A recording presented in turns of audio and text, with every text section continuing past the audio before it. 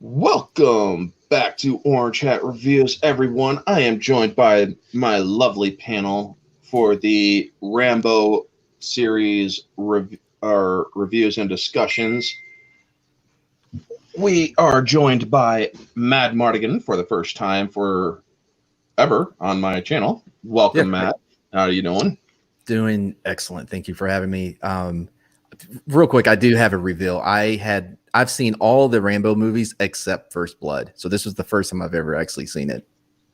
So nice. I have thoughts. So give your channel a small plug.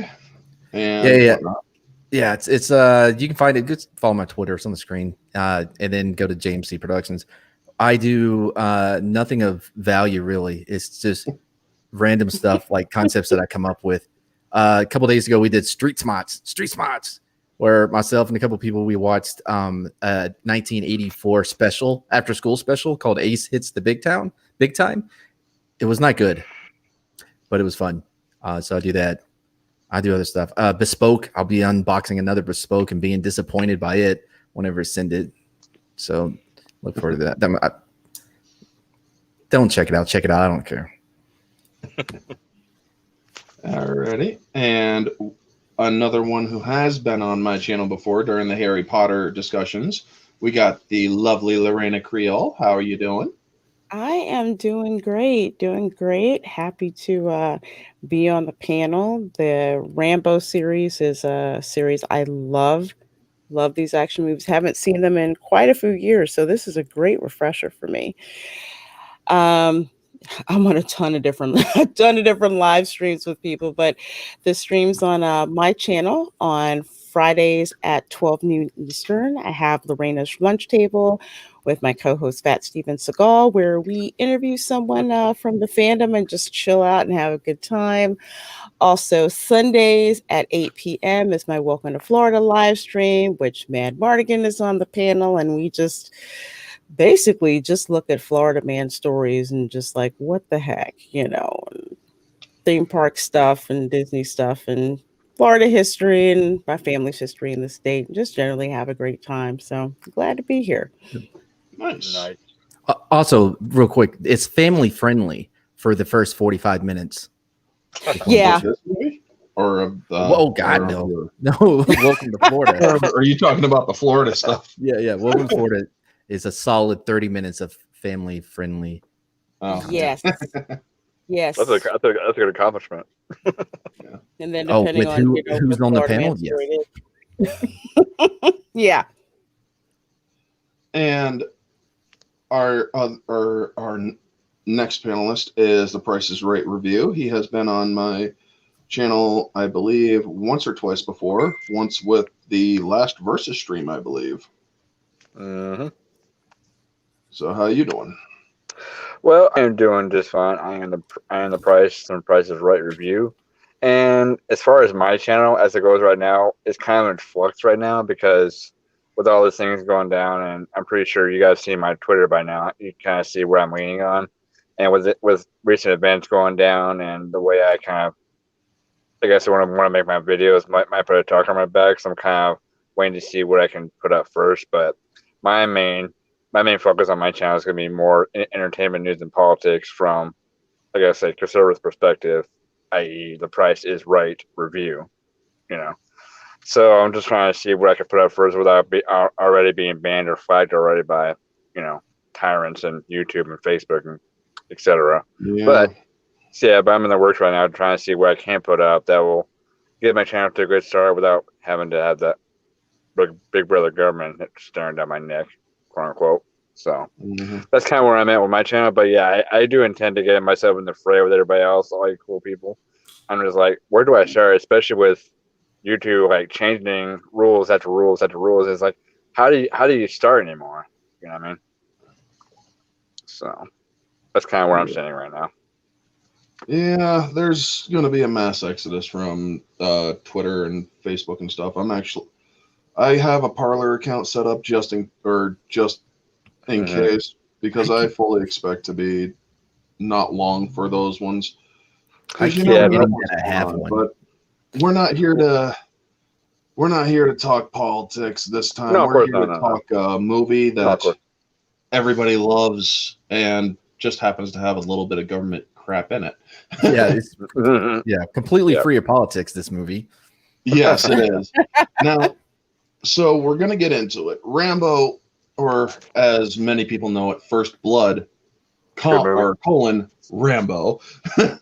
But that it was, believe it or not, many people shared the same opinion that this movie series had the most confusing titles, because back then it wasn't called First Blood Rambo, it was just called First Blood, and then it was called First Blood Part 2, and then you get Rambo 3, and and people are like, where was Rambo 1 and 2? And they're like, oh, those were the First Blood movies, and people are like, oh my god. So you can understand the confusion, folks. Now, before we get into the meat of the movie and whatnot, before we delve into it, I do want to actually say something that I actually had on an earlier video that I did last year, I believe, or was it, could have even been 2019. A lot of people, when Last Blood came out, and we will discuss Last Blood when the Last Blood stream comes on in like 10 weeks. Anyway,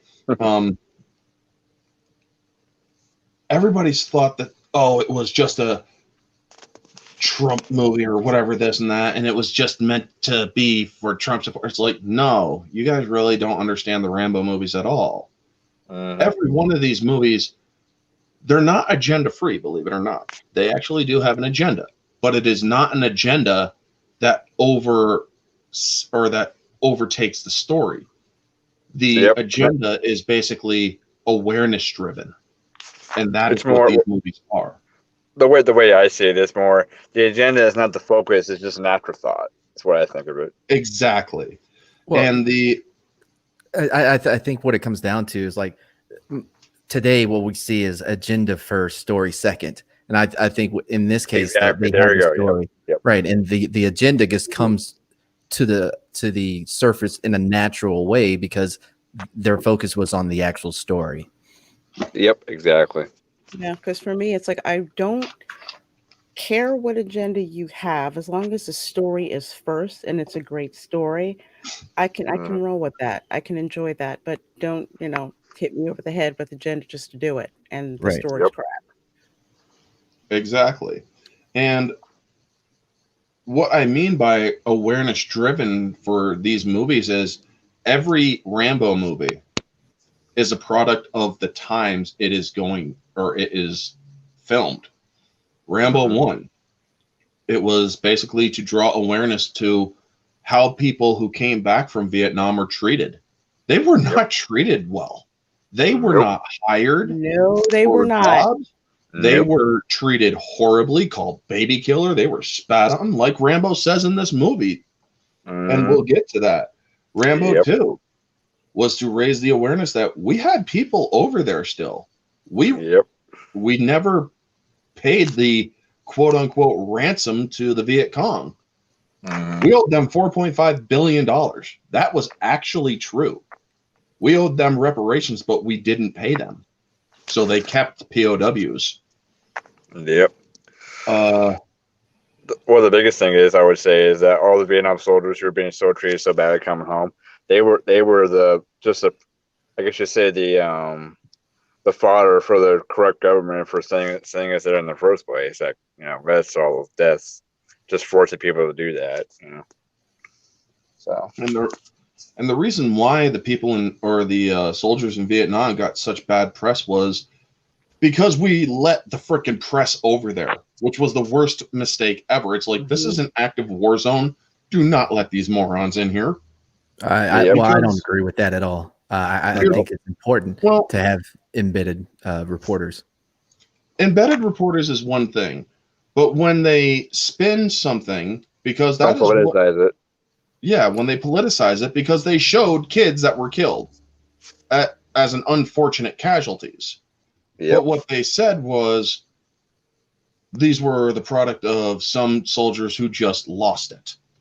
And I'm So like, in other words, not sorry, not to cut in, but in other words, not objective journalism. Like Yep, for exactly. example, with embedded reporters, one of the reasons why we have such detailed records about the Civil War is because you did have some press that were embedded with the troops there.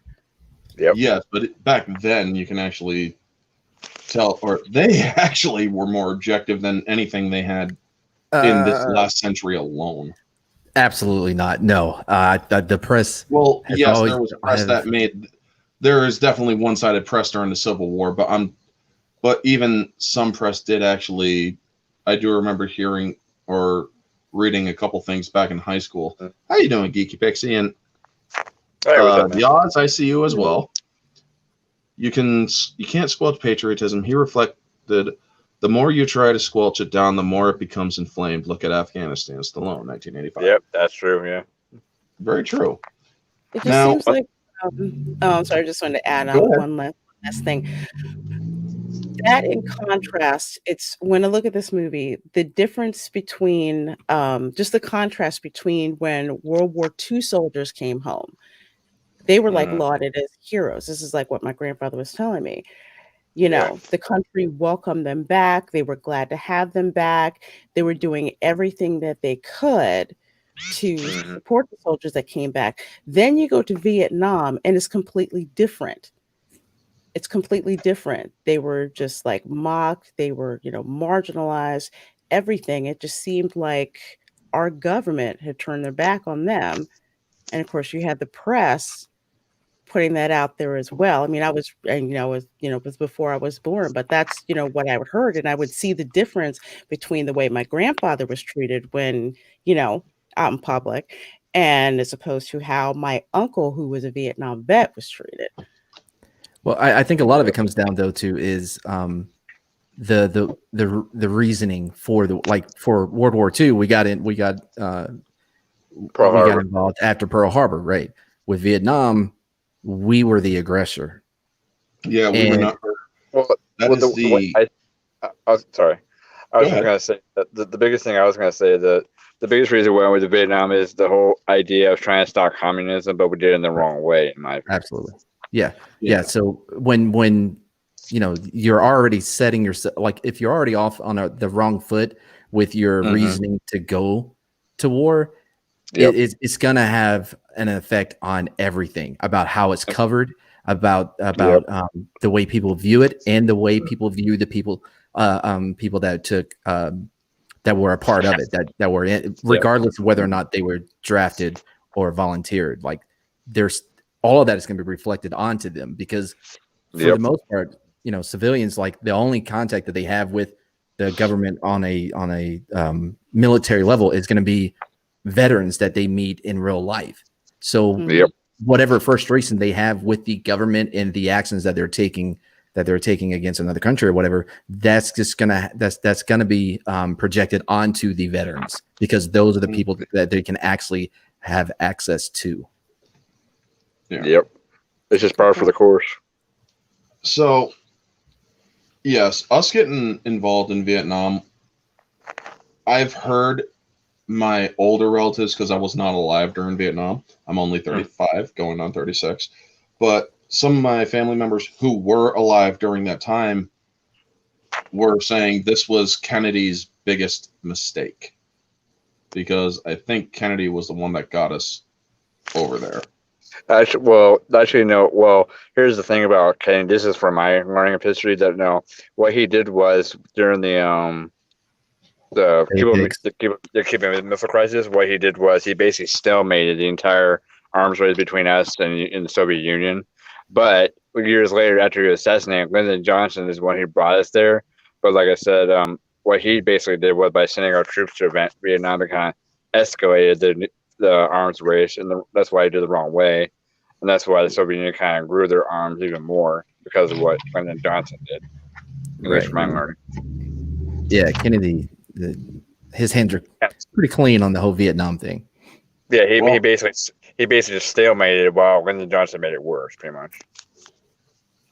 Well then, looks like a couple of my family members were wrong. Well, the biggest thing you don't know about me is I'm a big history buff. I learned all kinds of different history, not just Cool. military, but U.S. history as well. Same How here.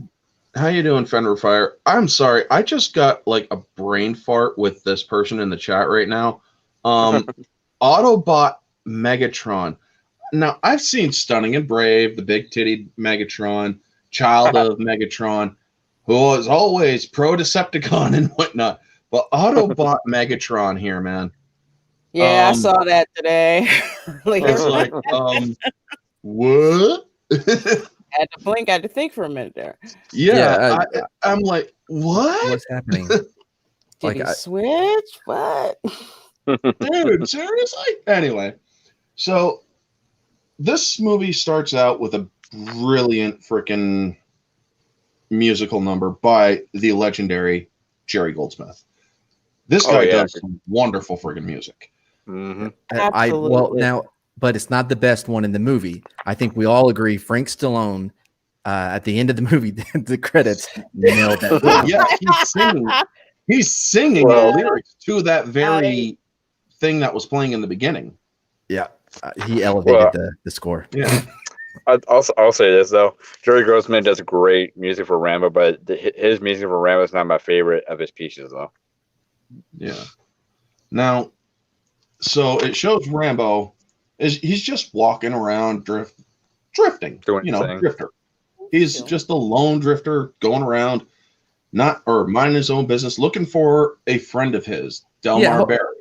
Yeah, no, I think you're doing him a disservice calling him a drifter when he has a purpose, like he has a destination to where he's going to. Yeah. True. All right, so he still looks like a bum.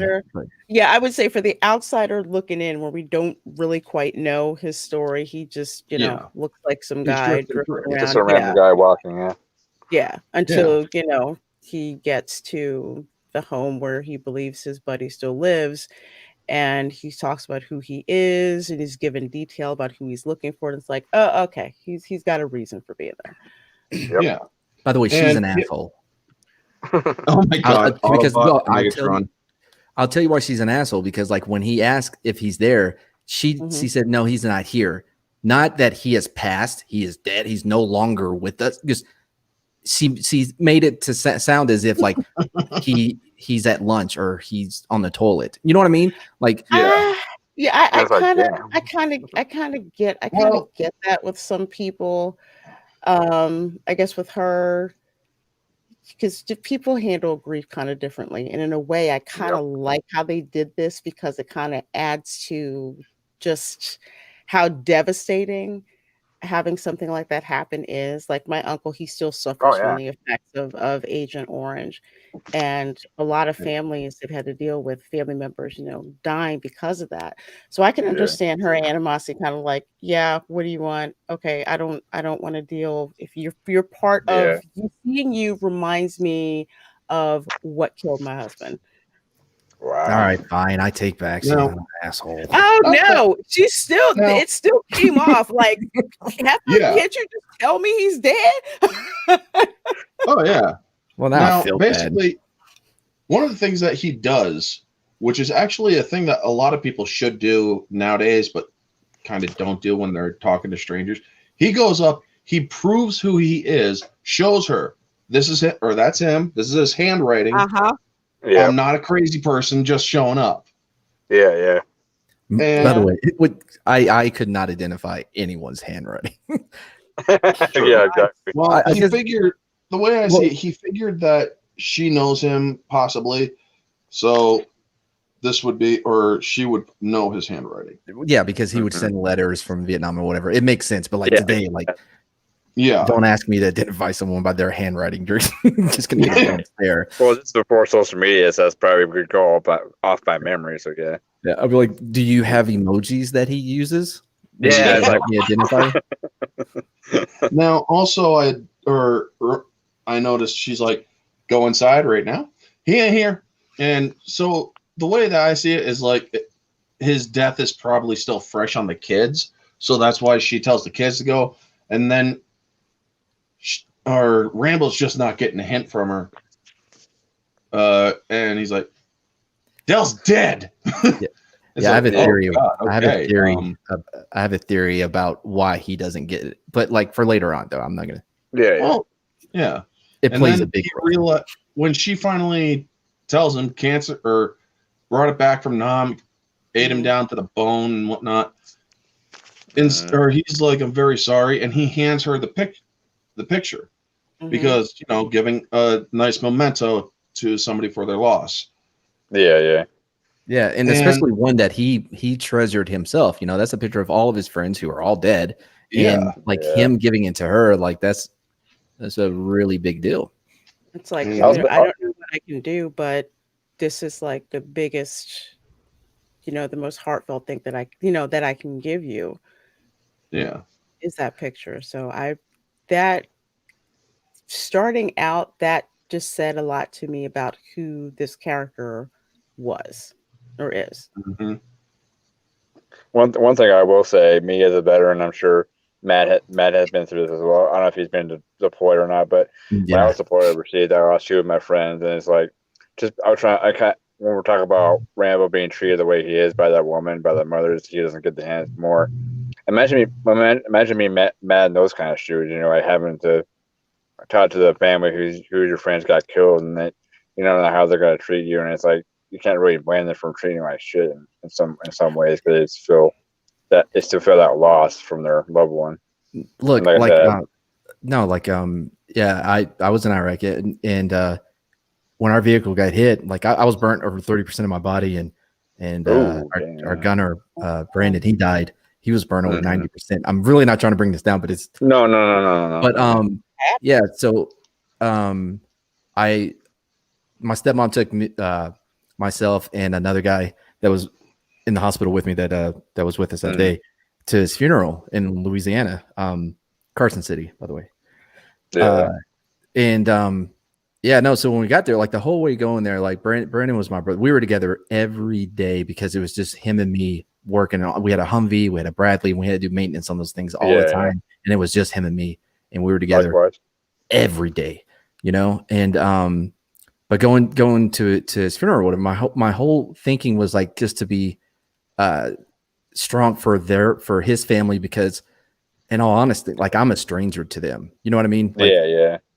But this is his mother, his father, his sister, his uncle, so like put them first. And when we got there for the we went in, his dad just saw me, and I mean it's probably pretty easy. I could barely walk, and like I clearly, but yeah, he just came up and he just grabbed me and he hugged me, and he thanked me for helping his son live long enough for them to say goodbye. And I broke down immediately. Yeah, I was gonna say if I was in that situation, I'd probably bawl out my eyes right now too. Yeah, I mean, just the strength of this guy to console this stranger at his only son's funeral was just beyond my comprehension. So, yeah, my story is more when I was at overnight patrol and we got ambushed by several of the Afghans. We had to suppress fire. Then we called for an airstrike, but sadly the resultant was we were doing our normal flank from the side. I wasn't part of the flank, but the guys who got killed in the flank.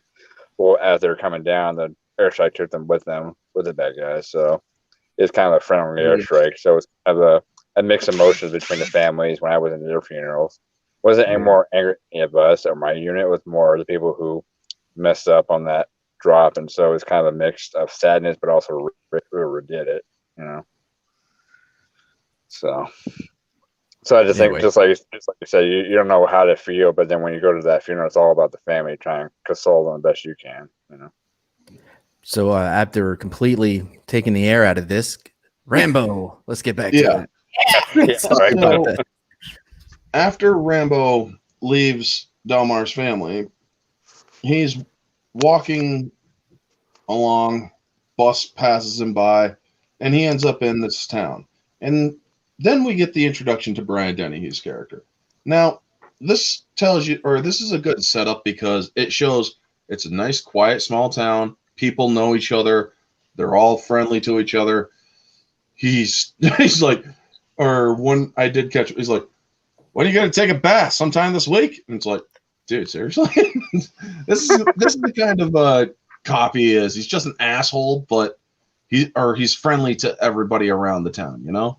Yeah. And then he sees Rambo. This is all 10 minutes into this movie. And that is what I like about this movie, is because the pacing was perfect. Oh, this was 100%. a perfectly paced movie.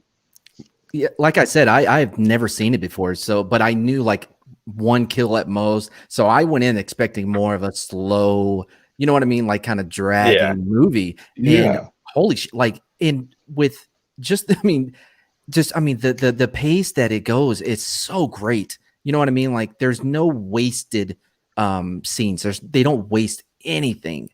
Unlike other things, Wonder Woman 1984. Exactly. I mean, every scene in this movie has a purpose.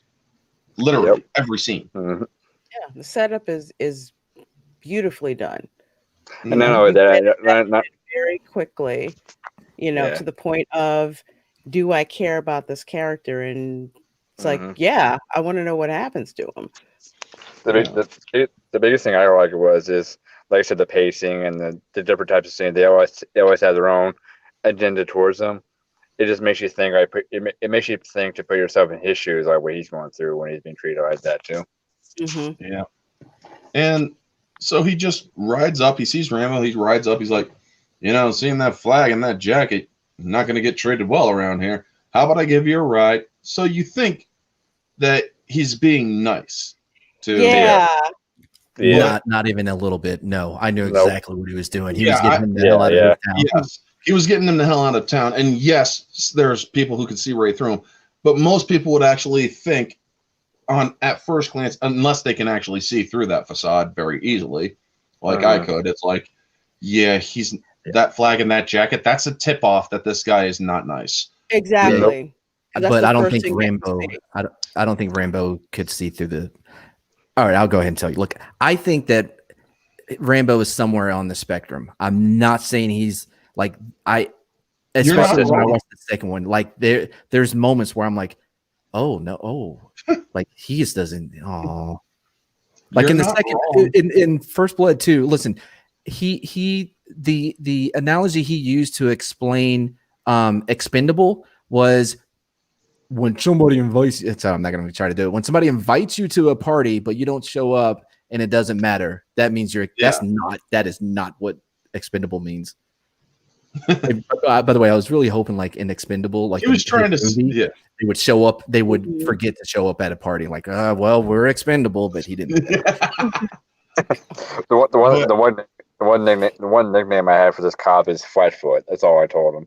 Every time when I try and do something to Rambo, or I try, like you said, try to be nice to him, it's like, yeah, you're such a flatfoot. Just shut the hell up. Yeah. So then he gets in. He's asking him where he's headed, north, and then, or he says Portland south. And he's like, is there anything that, and then he just quickly changes the subject. Got any place to eat? There's a diner 30 miles up the highway. It's like, is there a law saying, or is there a law against me eating somewhere here? Yeah, me. So this is where he's dropped all pretense at this point. And you really understand that this is not a nice guy. He doesn't want, or he just lays into him. He's like, we don't want drifters coming around here with their problems and all this shit. And it's like, seriously, dude. I really, dude. And you can see how the hell did you get to be a cop? Because of that very reason. Like, because his town comes before even the oath that he swore, you know, like he sees Rambo as a threat, and Rambo, by the way, is not picking up on any of this. Like, he is so confused because he is not good at picking up social cues whatsoever. The thing is, you're right. He is after watching all these movies, I have seen them. After seeing all 3 of the or 5 of these movies, sorry, Jesus. After seeing all 5 of them, it's like, I'm getting shades that he might actually be a little autistic here. Honestly, there was. I'll say. Sorry. Go ahead.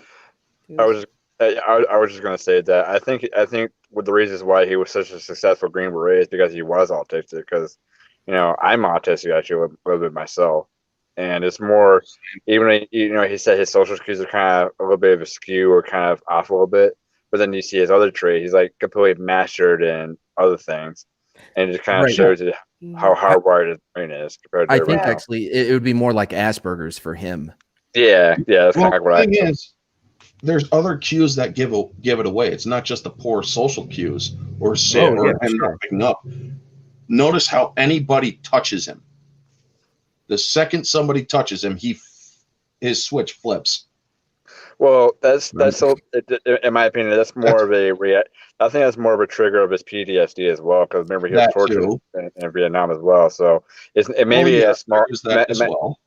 Yeah, it might be a factor for Asperger's, but something like that, especially as a soldier, if you have a severe case of PTSD from a combat experience, any kind of touch, a firework, it's going to trigger that kind of response. Look, man, the ending had very like Of Mice and Men feeling to it. Yeah, like I really thought he was, which would have been a great ending, by the way, if he would have just told him to look at the pretty flowers. Yeah. Well, thing is, funny you should bring that up, and we'll get to that later. So I am going to save that for a little later. So he drops him off outside of the town, on the other side of town. Rambo, or he's like, I hope this ride taught you something, friend, and whatnot. And then he just drives off thinking that's the end of this potential bullshit of a problem. And then, well, Rambo's just not taking that shit.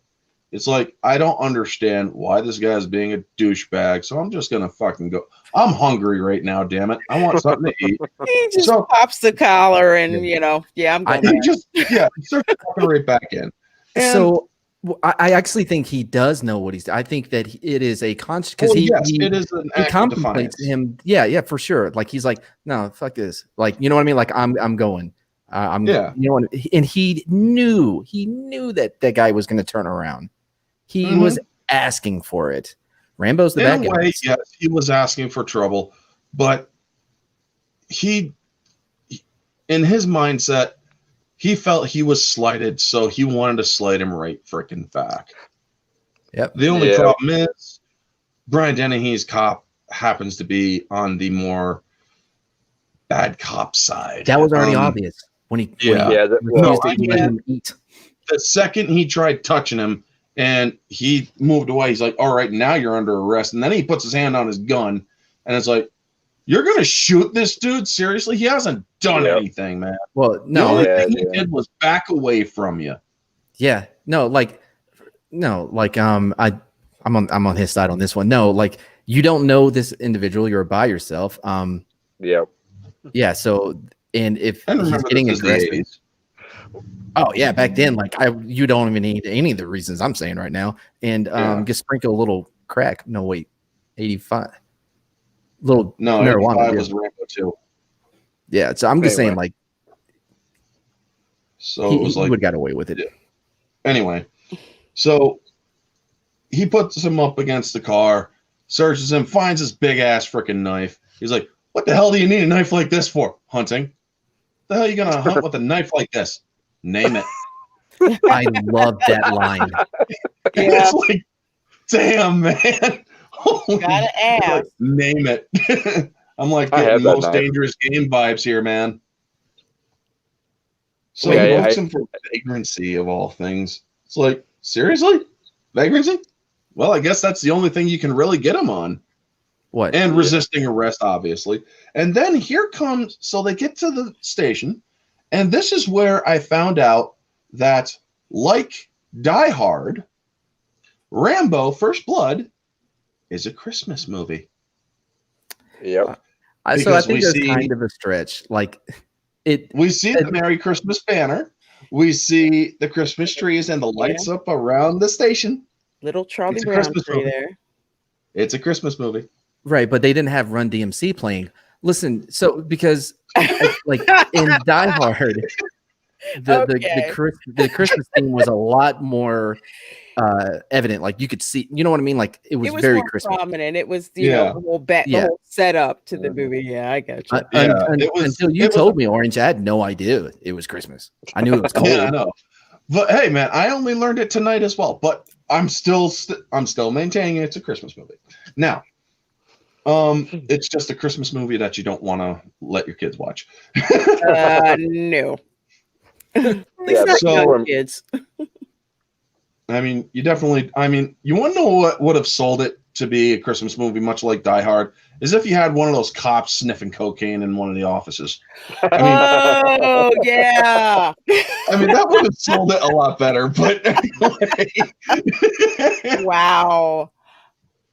So then you get introduced to the rest of the motley crew of freaking bent Flatfoot. cops here. Mhm. Galt, and What? I can't remember the other ones' names. They're just so inconsequential. I But know Galt, I don't remember I one said- name, but I will say David Caruso. Oh, is that who that was? That The was OP David looking- I didn't even know that. Caruso. I Which almost one? said, what is Horatio Crane doing in this movie? That was him? That his was hair him. was so red. no shit. It was No so, shit. yeah. I'm So looking Yeah. that up right now. Yeah, I was just young. saying. Yeah, like I said, during the movie, I didn't care. I just called them Flatfoots. Well, I mean, there's like only 2 male redheaded actors that people name. You got No Opie, you shit. Yeah. It was, and you had he was Deputy David Mitch. Caruso. Yeah, you just Ron Howard and that guy. Like it's one or the Yep. other. There's not that many of them. I was just stunned. I was like, oh my God, is that really David Caruso? Oh my god. And he Man, played that little green, just Yeah. wet behind the ears. Yeah. Deputy He was to the basically like a hilt. freaking rookie, man. Yeah. It's better that I knew didn't know there was that. something about that guy. It's better I did know because after everything he said, I just would have went wow. Yeah, Because- right? CSI. Yeah. Miami. So then they bring him down to processing and booking and whatnot. And he's like, name. And this is where you get the full confirmation that Rambo has PTSD. That he's or his eyes drift. He sees the window with the bars. And then you get the flashbacks of him being Vietnam. Yeah. in a POW camp. And it's like, okay, shit's about to go down. This is when even when I first saw this movie as an adult, because when I saw it as a kid, I didn't really pick up on it. Like I didn't have the movie going or the critical eye as I do as an adult. And when it's like, okay, this is where things are going wrong. This is where he's feeling in a hostile situation. Yep. He's looking for the outs because even when he was upstairs, they have that establishing shot where the M16s are being held in the gun closet. Yep. So Well, he's checking all of this out. He's looking for exits. He's getting the terrain in his mind. Yep. And then he's there. He's like, "What's your name, boy? What's your name?" And so then David Caruso. Oh my God, I still can't. Holy shit! I'm looking right at him, Yeah. and I still can't believe it's him. And it's like, oh my gosh, man. But anyway, he goes to grab it, and then boom, grabs his wrist, and Galt gets up. You got 3 seconds before I bust your face. And he's like, he'll do it, or he means it. Well, yeah. And then you get the name Rambo. John Jay. It's like, dude, seriously, he could pick you apart with his teeth alone. It's weird hearing his name with all the connotations, like how much weight Rambo has now, where people who have never seen the movie know what it means. Like when you're like, oh man, you're just being some kind of Rambo. Like it has its own definition. So watching the movie where, like, you know what I mean? Yeah. Where that name has not been established was interesting because, like, that was just weird. It was just weird. Yeah. I mean, this was his establishing movie, really. Well, yeah. But so also Dennehy's character Teasel tells him, get it cleaned up, getting ready and whatnot. That's basically code for like rough this asshole up. And they do. They hit him with a fire hose. They're gonna shave him without cream or without freaking shave soap. It's like, what the seriously? Well, And again, some of this is his fault because he was not he cooperating. But the thing is, they don't, or how could they honestly know? But really, they shouldn't have been, or they were all willing to treat him not well, except for Caruso. Well, except for Caruso. Now, when they bring up you were going to say something? Yeah, I was going to say that for me, it goes back to the mindset about how veterans are treated in general. I'm just saying when that 5-foot cop first sees him on the road, he sees him as in that same kind of light, or how the media sees him, and so he has that disdain mentality, and he tries to be nice, I guess, quote unquote, be nice to him. Then Rambo just says "F you" and then does his own thing, but then he, like you said, gets aggressive and then ends up resisting arrest, and here we are. Well, he didn't really resist arrest. He just pulled away from him when he put his hands on him. Yeah. That was all he did. That's not resisting arrest because he didn't say he was under arrest. Yeah. Until true. The fact. You didn't even read him his Miranda rights either. No. You don't have to. You don't have to. Yeah. Like until you question, like unless you're going to question them specifically about a crime, like you don't have to read it to them. Once you are making an arrest, you do have to read a person's Miranda. Absolutely not. I was a cop for 7 years. I'll tell you this right now. That is like he's a cop. That's why I'm like, really? You don't? Right. Okay. Well, actually, now that I think about it, considering my own experiences, the Miranda rights is to let someone know their rights before you question them, so they do not incriminate themselves. Try explaining that to an autistic, though. Anyway, before I get into my own traumas with that crap, they're treating him like crap. They're hitting him with the hose. They're about to shave him they got him in a hold where he is already stressed. And you think he's going to stay still when you have a freaking razor up to him? Even if he didn't have PTSD, you're doing a straight razor dry like that is very fucking dangerous. Those things are sharp. Bringing a straight razor into your jail, period, is dangerous. Yeah, that would have got the police prosecutor for that too. Because how are you gonna miss that? How are you gonna miss that in court if he ends up, cutting him or whatever? Oh, and so bury him out in the woods, like. Yeah. And so then you see that the PTSD triggers because he was being cut up and tortured. And you also see when he's in the jail cell after he got hosed down, you see the scars on his back, on his chest. They're like, we got to report this. And they're like, no, you just shut up and do as you're told. I really thought Caruso would play a bigger role in his defiance of like the way he was being treated the whole time. Yeah, but he should have. Or he was a by the book cop. Yeah. He knew that this stuff shouldn't go down, but I'm not established or I'm not really ranking, so it's like it's only so much I can, so much I can do. Yeah. But at least you can tell he's just like, this isn't right, and I'm not down with this, and you shouldn't be doing this. Yeah. Well, shut up and do it. I'm pretty sure he changed his feelings towards Rambo later on, but we'll get to that. Yeah. So after you see that, or he starts flipping out because he remembers getting sliced in that razor just ripped. It was the step too far that broke the camel's back with his PTSD, because you could see him reacting just like he did with the knife going across his chest, screaming. It was too much for his mind to handle. And so he breaks out, and we have this awesome chase. I mean, you see the cars flying over the hills. Yeah. Wait, before we get to the chase, though, like what happens in the jail cell is very, very interesting. Like, yes, he whooped the shit out of them. But the part that bothered me was the guy was like, "Oh, is that gunfire coming? Let me put in the code and open the security door that's supposed to keep." Yeah. I thought he was. Oh yeah, I remember that part. Not opening something. Yeah, it's like, wait, that was stupid. You're going to investigate gunfire through a locked door? Yeah. Yeah, there should Whatever's have been going some on type down of there. intercom system. Yeah, it's like, get your freaking radio. That's what I would do. Yeah. Mm-hmm. Well, like at the place where I was, before you go into that area, like there is a locked door, and you have to be buzzed in, and there's a camera looking at you. You know what I mean? Like, yes, and obviously they're being monitored. That whole area is being monitored by cameras or whatever.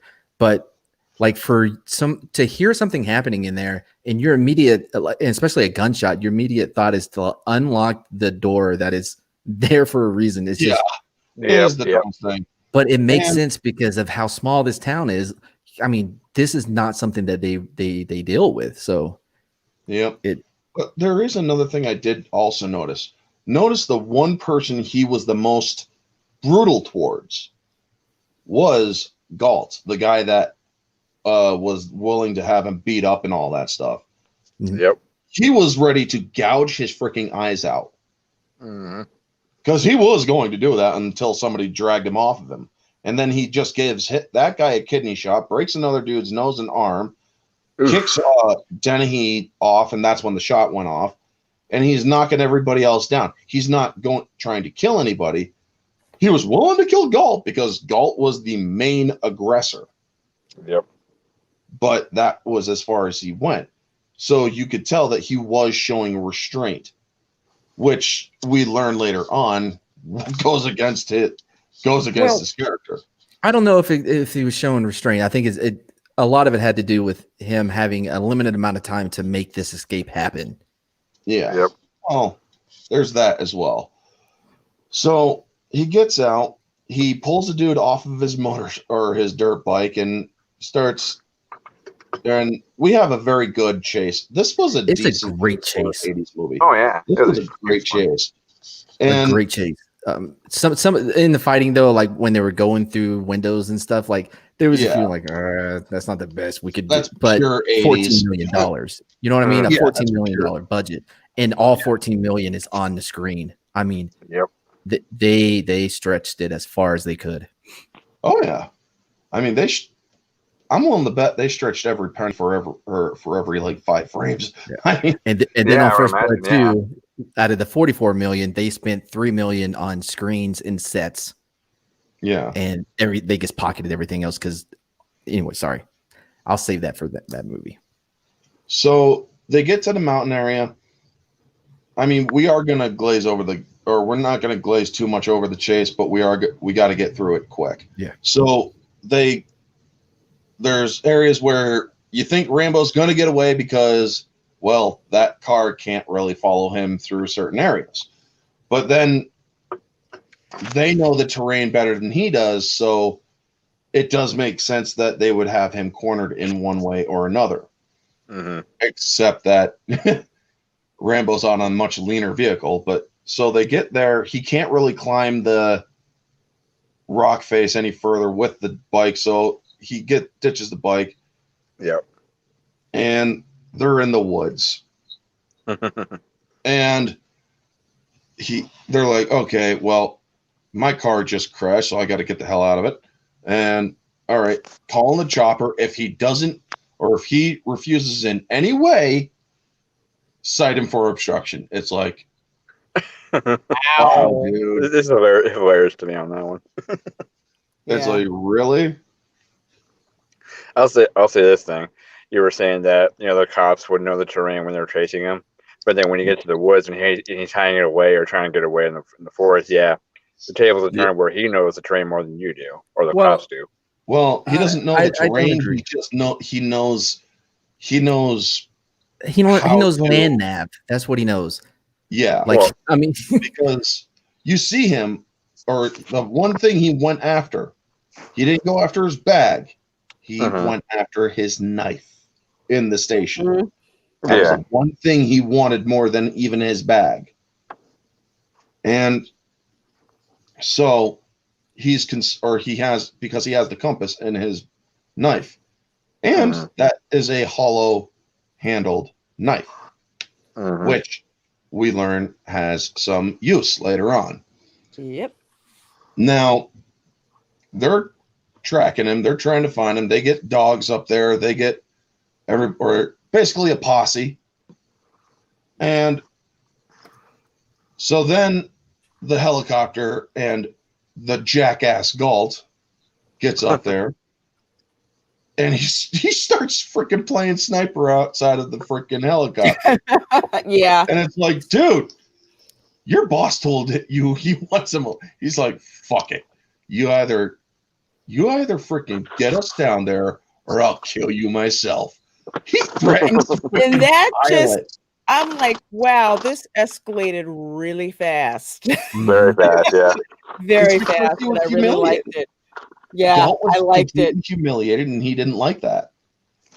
Mhm. So he's trying to kill him. And Rambo is climbing down the rock face, and he gets injured. He slices his arm on a tree branch or something. I've watched it so many times, and I can't understand how his arm got sliced up like that. I thought he actually did something to his like ribs, but it was his arm. And I'm like, but how? Anyway, so they start shooting, and well, Rambo grabs a rock, through the rock that beat a helicopter. He commits manslaughter. Yes. Yep. Well, can there be a case for self-defense? No. None of us can prove that what the cops were doing to him at the station. He would have to find some way to prove what they did to him. Because, like I said, with all those cuts on him, they were doing at the station. He might have to have attorney confirm what happened to him in the station or whatever. But well, clearly, it's pretty easy. Clearly, he is a danger to himself and to others. And it was a good thing that the sheriff recognized that he was having problems and took him off the streets before he hurt civilians. Clearly, by all the violence that happened in the station, you're done. That's it. That's all you got to show the trauma that he's been through. Okay, justify the whole thing. But even so, into the movie, so Galt falls out of the helicopter. He's dead. Now, one thing I found weird, his body was steaming, like kind of smoldering. Yeah, I noticed that too. And I'm like, so when he brings him up, you see the blood and bashed head, and I'm almost thinking it was burns at first. It's like, but there was no explosion. How the hell is he burnt? What the hell is going on? Why is he smoking? I don't like. Maybe he was so hot because, I'm guessing it was because he was a warm body still. It had to have been that. Well, I mean, because remember, this is Christmas time. Well, I'm a warm body, and I never steam when I go outside in winter. I have. Anyway. Be right back, by the way, guys. Be right back. Yeah. Okay. So, anyway, he picks up Galt's body, and he's looking at him, and it's just a lifeless stare, and it's kind of a haunted look that Rambo gives. So he then just takes the radio and the jacket. And that's when the rest of the deputies are like, what the hell's going on? Where's the chopper going? Why isn't anybody picking up the... Oh, shit. The cops, or Galt's dead. Yeah. And so they're trying to figure out what's going on. And Rambo had just finished sewing up his arm, which was, he had a thread and a needle in the pommel of his knife. So it's a survival knife. Anyway, so he comes out, he's like, there's already one man dead. I don't want anybody to get hurt. And at this point, they think he killed him, which there can be an argument for it, I guess. Definitely manslaughter, not murder. But anyway. Yeah, for sure. Because anything that happens, if anybody gets hurt, because this is in commission of a crime, he's going to be held responsible for everything that happens to anyone. Yes. You know what I mean? So all this is on him. So he's like, I didn't do anything, and they don't care, but I didn't do anything. They don't. So they just shoot at him, and he's like, ah, and you think they actually shot him in the head, but I didn't see any damage to his head.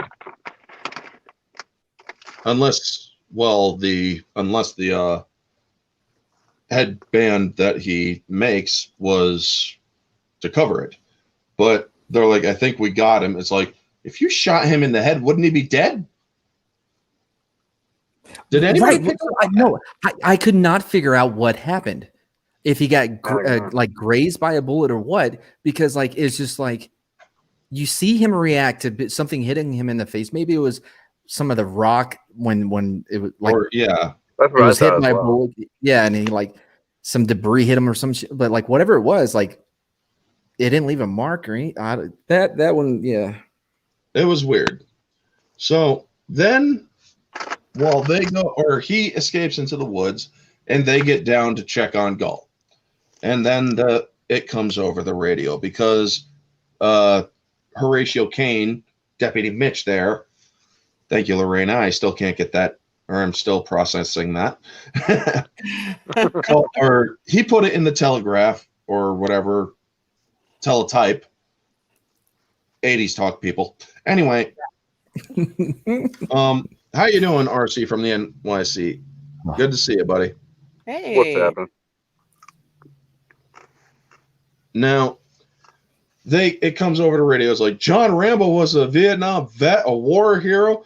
He's got Purple Hearts. He's got a Congressional Medal of Honor. He's a war hero. And he's like, and David Caruso, I knew there was something about that guy. It's like, you want his autograph? That was comical. I know. Like, do you want his autograph? I mean, he just killed, in your guys' eyes, he just killed one of your freaking cops. Right. I knew there was something about that guy. He's just like I don't want to say nerd now, but pretty much like, yeah, now it makes sense. You know, he's military Green Beret, knew something was different about that dude. And those other guys or one of the other guys is like, those Green Berets, they were badasses. Yeah. Well, that's the one thing I know is when they talked about that is they weren't just like surprised or laughing about it, but it was more they're kind of realizing who they're messing with now. They're like, oh shit, we now know one of the Green Berets. But is Teasel dissuade at all? Nope. No. Like, why don't we just let the state police handle it? It just seems it kind of just fuels him even more. Yeah. Like his anger. Like, I don't care if this man is a Medal of Honor. I don't care if he's a war hero. I don't care if he shook hands with the fucking president. He just killed my best friend. Yeah, I think a lot, and even before that, though, I think a lot of it has to do with him being a veteran himself. You know, and he was a decorated veteran. Like he had a Purple Heart. I'm pretty sure it was a Silver Star. I didn't make out what the other. He's decorated. Yeah, for sure. He's decorated. He's seen action himself. We know, or that's established later on. Also, later on, we'll get to that. So when Mitch Caruso says, why don't we let the state police handle it? That's when you see that he's not ever going to let this go. Nope. He's like, look at him. He basically accosts his own freaking officer. He's like, that's Art Galt, boy. He and I were our best friends when your mom was wiping your nose. And it's like, oh my gosh, dude. I thought he was going to say wiping your ass, but you know. Yeah, I know, right? I mean, for as adult as this movie is, like that was a weird choice. Yeah, I know. So now Rambo has the gun because he also took the rifle. He has the radio. He has the jacket and his knife. And so they're chasing him with the dogs, and he set up a trap for them to slow him down, where he makes a quote or a scarecrow. Also, I should cover this when he actually got into the woods the first time. He's realizing I'm cold. I cannot stay like I am right now. Yeah. So he grabs a tarp and he makes a makeshift Poncho. poncho. Yeah. He also grabs some rope, which comes in handy later. Yeah. Well, yeah, and especially to tie the poncho. By the way, I'm not sure how much more warmth that tarp is going to be giving. It's enough to keep him. It's enough to survive, and he's used to attrition and whatnot. Now, this is when you learn he's no longer fucking around. He realizes that these cops they're going to want to kill him because they think he killed him or he killed. Well, yeah, cop. He did kill him. Okay, he did kill him. But anyway, that cop had it coming. He was trying to kill him. Mm-hmm. Because he's the bad guy. Was no justification for that cop trying to kill him. Not necessarily. You've already seen him take like violent action towards not only yourself but to other officers. I mean, he had him wounded, and he was wounded. They didn't need to kill him. I mean, that's even if you bring the body back with you. You know what I mean? It's 1985. Anyway, sprinkle some coke on his body, you'll be fine. It'll work. Yeah, dirty cops. We get it. So, he sets him up with the scarecrow, and so they loose the dogs, and then you hear the gunshot killing 2 of the dogs, and then you see the gunshots taking out the old man with the dogs, and everybody's just going shooting shit and everything, and it's like, hold your fucking fire, you idiots. And then he's like, kill him, boy, kill him. He lets his last dog go, and you hear a stoof and the yelp and whatnot, and I'm like, okay, we have established that this man absolutely has no problem killing dogs. By the way, folks, no dogs were harmed in the making of this movie. Yeah, they didn't show it per se, just heard it. But it does establish that Rambo, he's in war mode right now. He is in combat mode. He's not going to care if it is a dog or a human. Yep. And so, and while those guys are down learning about who he is, he's setting up traps and shit all through the freaking forest and whatnot. He sets up the string trap with the pointed reeds and whatnot, and I'm like, oh damn, dude, I wonder what he's going to do with those. It's kind of like a Predator, or no, this was before Predator came out. Yeah, it definitely had like that vibe of the Predator. Yeah, so it's like, oh damn. So he basically picked them off one by one, I think, as well too. Yes, he picks them off one by one, and the cops were already freaking strung out, ready to fight each other. But then the storm comes in, and with the worst lightning effects ever. Oh, you know what? I didn't even notice they were bad. They were bad. I believe like you. Disney sound thunder from like freaking 50s. I mean, I was just in this movie at this point. Like, I did not pick up on. I was like 100% in this. Man. That's good because it means you're a moviegoer. You're invested in the film. So they're like, how does he have a gun? He has Art's gun and whatnot, and so then he's taking them out one by one. They're trying to do a skirmish line, and it's just poorly done. He freaking grabs one dude, stabs another guy, strings up another guy, breaks the arm of another guy, and then it's down to Dennehy and him, and he gets right up to him. He's like, I could have killed you. I could have killed them all. I could have killed you 100 times, basically. He's like, don't push it. Yeah. Let it go. Let it go, or I'll give you a war you won't believe. Let it go. And he just basically drops Dennehy in a puddle of his own piss. I mean, you can see the terror in his face when he let him go and just disappears. Yep. And I'm like, shorted for that. Yeah, I'm pretty sure he shit and pissed himself at the same time. He went full blown freaking toddler. By the way, I mentioned it earlier. Like at this point, Caruso, I'm sure is like, you know what? Maybe it was a good. Like maybe they were right about beating this guy because he's a real asshole. Actually, it was him that tipped off the other one with the broken nose, who was on the radio to to go over to Dennehy's character when the state trooper was there, because the state troopers and everybody are already established. This is hours later, and Rambo's just dug in. He's not. You guys aren't finding him. So then it's like, or the state trooper's like, what happened and whatnot, and then he comes in. He's like, well, I was just talking with Mitch, and the boys, they were kind of rough on him. And the state trooper's like, assholes. And then he looks, he's like, oh, come on, man. If my deputies are out of line, the prisoner comes to me.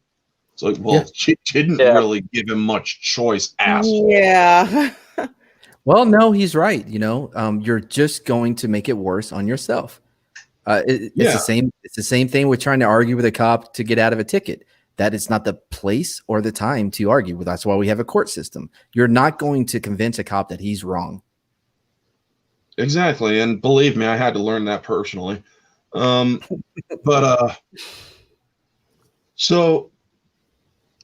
then he's like, what possessed God to create a man like John Rambo? And it comes the bird. God didn't create Rambo. No. I did. Yeah, that was like the most epic entrance ever in the 80s. Oh, he's hit and miss for me. Like, he has all these little, like, I don't know what these sayings, especially in the second one, but like some of them landed, some of them you're like, oh, okay, guy, calm down. Yeah, Richard Crenna, Colonel Sam Troutman. He's like, I trained him, and he's like, I'm surprised he left many of your boys alive. He's slipping. He's he's giving him the dirt, or the down and dirty of Rambo. He's like, you don't realize what you're dealing with. I'm not here to save Rambo from you. Yeah, I'm here to save you from Rambo. Yeah, that was a good line. Yeah, he was lying. Perspective really quick. Well, yes, obviously he is lying. Because he is he wants to save his own ass. Oh, and he also does want to save Rambo too, because Rambo is like a son to him. Right. Yeah, but he was definitely sent there because the last thing you need, because Special Forces hasn't been around that long at this point, and it would be very bad PR. Yeah, you don't want one of your, you don't want a Vietnam vet, especially Special Forces, killing civilian cops. That is only going to inflame everything that was already happening in the country. Yeah, I was going to add on to what you said about the colonel basically just laid out completely what a Green Beret is capable of as well. Because like I said, even though those cops are probably trained in law enforcement and wherever combat they use, but like I said, now you're dealing with someone who's actually trained to kill by profession. Yeah, so it's like they would.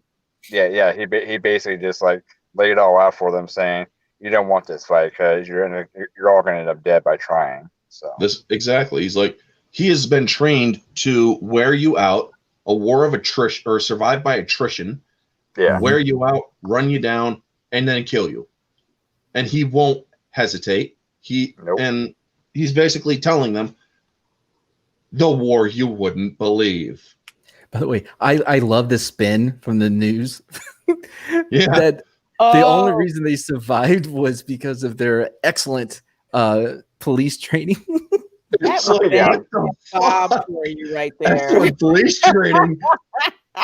He took their police training and made it look like freaking kindergarten class. So, like we said earlier, Orange, the media has been manipulating for a long time. Yeah. So yeah, I love that moment. It cracked me up. I laughed out loud. It was so great. Hilarious. And then we get a nice little shot of Rambo where they're talking about how he's dug in there, how he's trained to survive and live off the land, suffer war by attrition. You then see Rambo up in a tree with a nice long stick and his knife. And then you see a wild pig and he just gores the pig.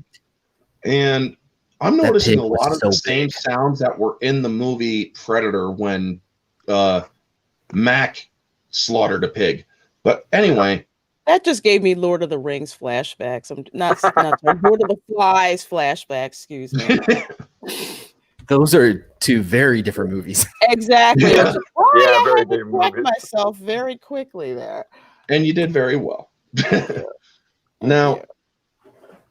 so then you don't see the dirty, gritty cutting the leg off, but he has a pretty hefty leg of that pig, man. It's like now he has enough food to survive a couple days. That leg alone would put him through a couple days of food. Well, and don't forget, like the weather is cold, and like that meat will probably stay good longer than what it normally would. Yep. Well, yeah, and then you see that he's in the mine. He also has a drum set up trap there as well. It's like, wonder what that is going to be. Yeah, So then, freaking Dennehy's still arguing with Troutman. He's like, "You want a war you can't win? You really want to do this? Are you saying that 200 men versus your boy is a no-win scenario?" And he's like, "Well, if you're going to send that many, you might, or you're forgetting one thing. What's that? A good supply of body bags." Basically, don't forget. It's like, yeah. He's like, Yeah. "Troutman." Basically, Troutman sold him. Yeah, you really think all my guys are no match for your one guy? Yeah, that's right. You're not. Like, basically, I'm telling you that you have no fucking shot. You're dead. So here's another thing. I don't know. I think like if he was being realistic, it was like, you can eventually you're going to outman Rambo. You know what I mean? But he is going to take a ton of you down with him. Yeah, he's going to. But you're also pulling in you got a posse basically. It's like, you think that Weekend Warriors freaking National Guard. I have a lot to say about that. Weekend Warriors. Oh man. So much. I have so much. Laugh against a Special Forces operative Green Beret. No, that's not happening. But who approved them bringing a bazooka? Like who made that choice? Oh my said, gosh! Hey, we have one guy in the woods. You know what we need? A bazooka. Yeah, I know. Really? So then they now here's a question for the military folk. Price is Right and Mad. We know that Brian Dennehy's character is former military. He's a vet. Yeah. When Colonel Troutman came in, he has no decor whatsoever. Doesn't somebody who was formerly in the military, wouldn't they have some sort of respect or decor for somebody who is still military? No, not necessarily. Depends on his experiences. Yeah. Yeah.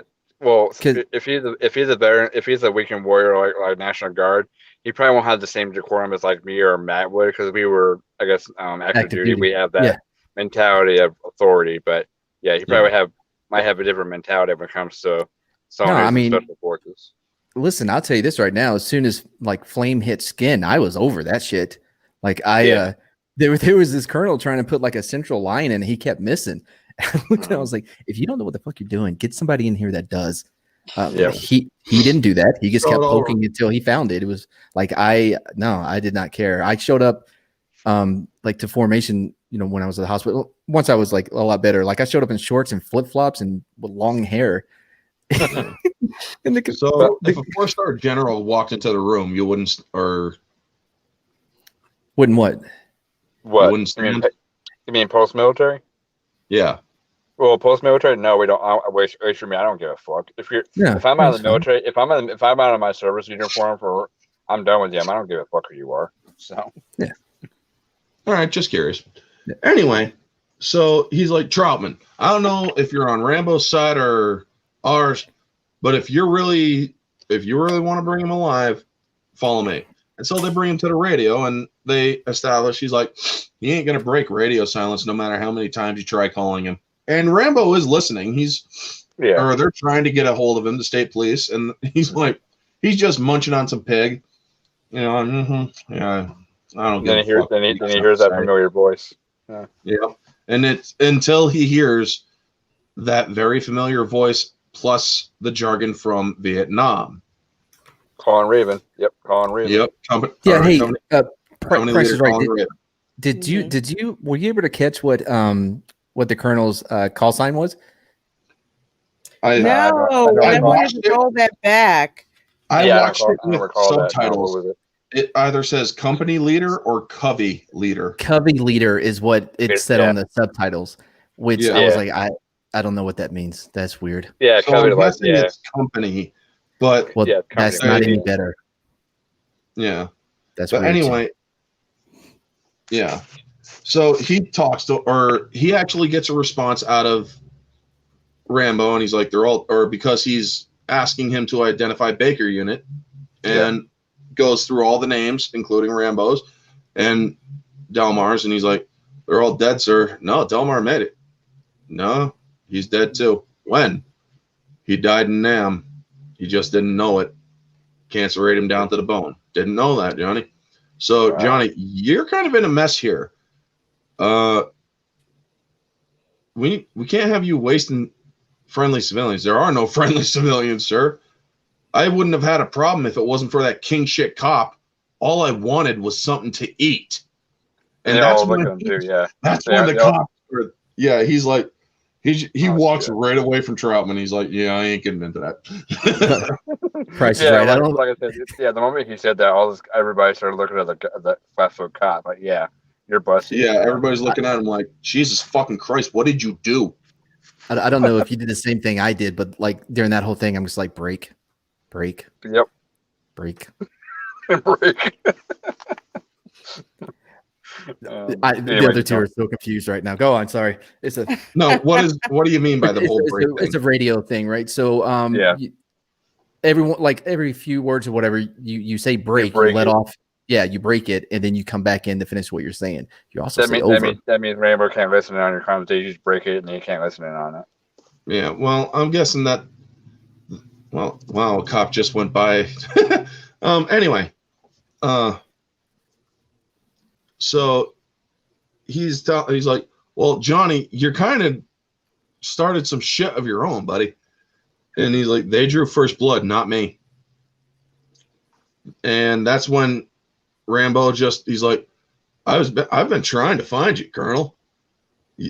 Where are you from, or where are you coming from? Bragg. And he's like, I called Bragg. You weren't there. Well, they also have me in DC. I'm kind of shining a seat with my ass right now. But they want me to bring you in so we can get this all sorted out. I found that weird. I don't know why he said that he was in Bragg if he was actually at the Pentagon. Well, he was probably still stationed there, but they had him at the. It was probably a recent transfer, maybe. That's my thought on it. I mean, yeah, I don't know. I guess, like, where have you been? He's like, oh, I've been to Bragg. I was there. Pentagon? Yeah, kind of. So he basically it's like, dude, you just lied to somebody who is already on edge. You don't want to fucking do that. Well, so I'm guessing that is why he stopped continuing the conversation, because he was just lied to by a trusted person that he trusts. Well, not only that, but like I said, Troutman knows him more than anyone else there, because he tries to downplay it by saying, yeah, I was at Bragg, but then he switches over to the Pentagon just to try and give him that semblance of, like, yeah, I'm still here, I'm not going anywhere, but I was just busy, so to speak. Yeah.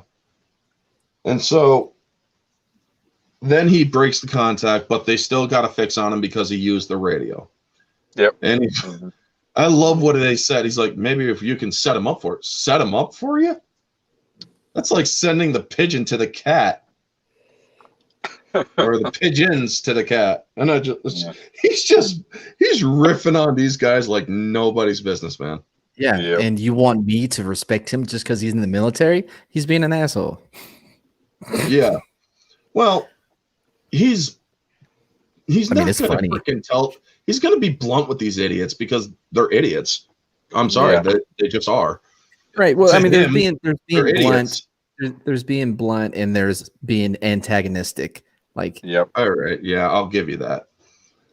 So I'm all for him being an asshole. Like, I'm on board. Yeah. I'm just saying. Like, well, name a superior officer that hasn't been. Yeah. Now, so I love when I was writing out these talking points. I wrote them out pretty good, but this one is number 8: Bazooka Joe and the aftermath. Because the Weekend Warriors. I'm still laughing my ass off. Like, why the hell did you bring that bazooka for what? What are you I gonna do? know, right? Blow the Fuck mine? are you bringing a bazooka into the Proved woods? you wrong though, didn't he? Proved you wrong. Yeah. It was necessary as hell. It almost got the job done. By the way, My Only question counts. is like, my question is, how did the National Guard get a bazooka to begin with? Because like, you would think Army those kind of would be surplus. Don't ask questions. eBay. well, they have an Classified. armory. Don't ask questions.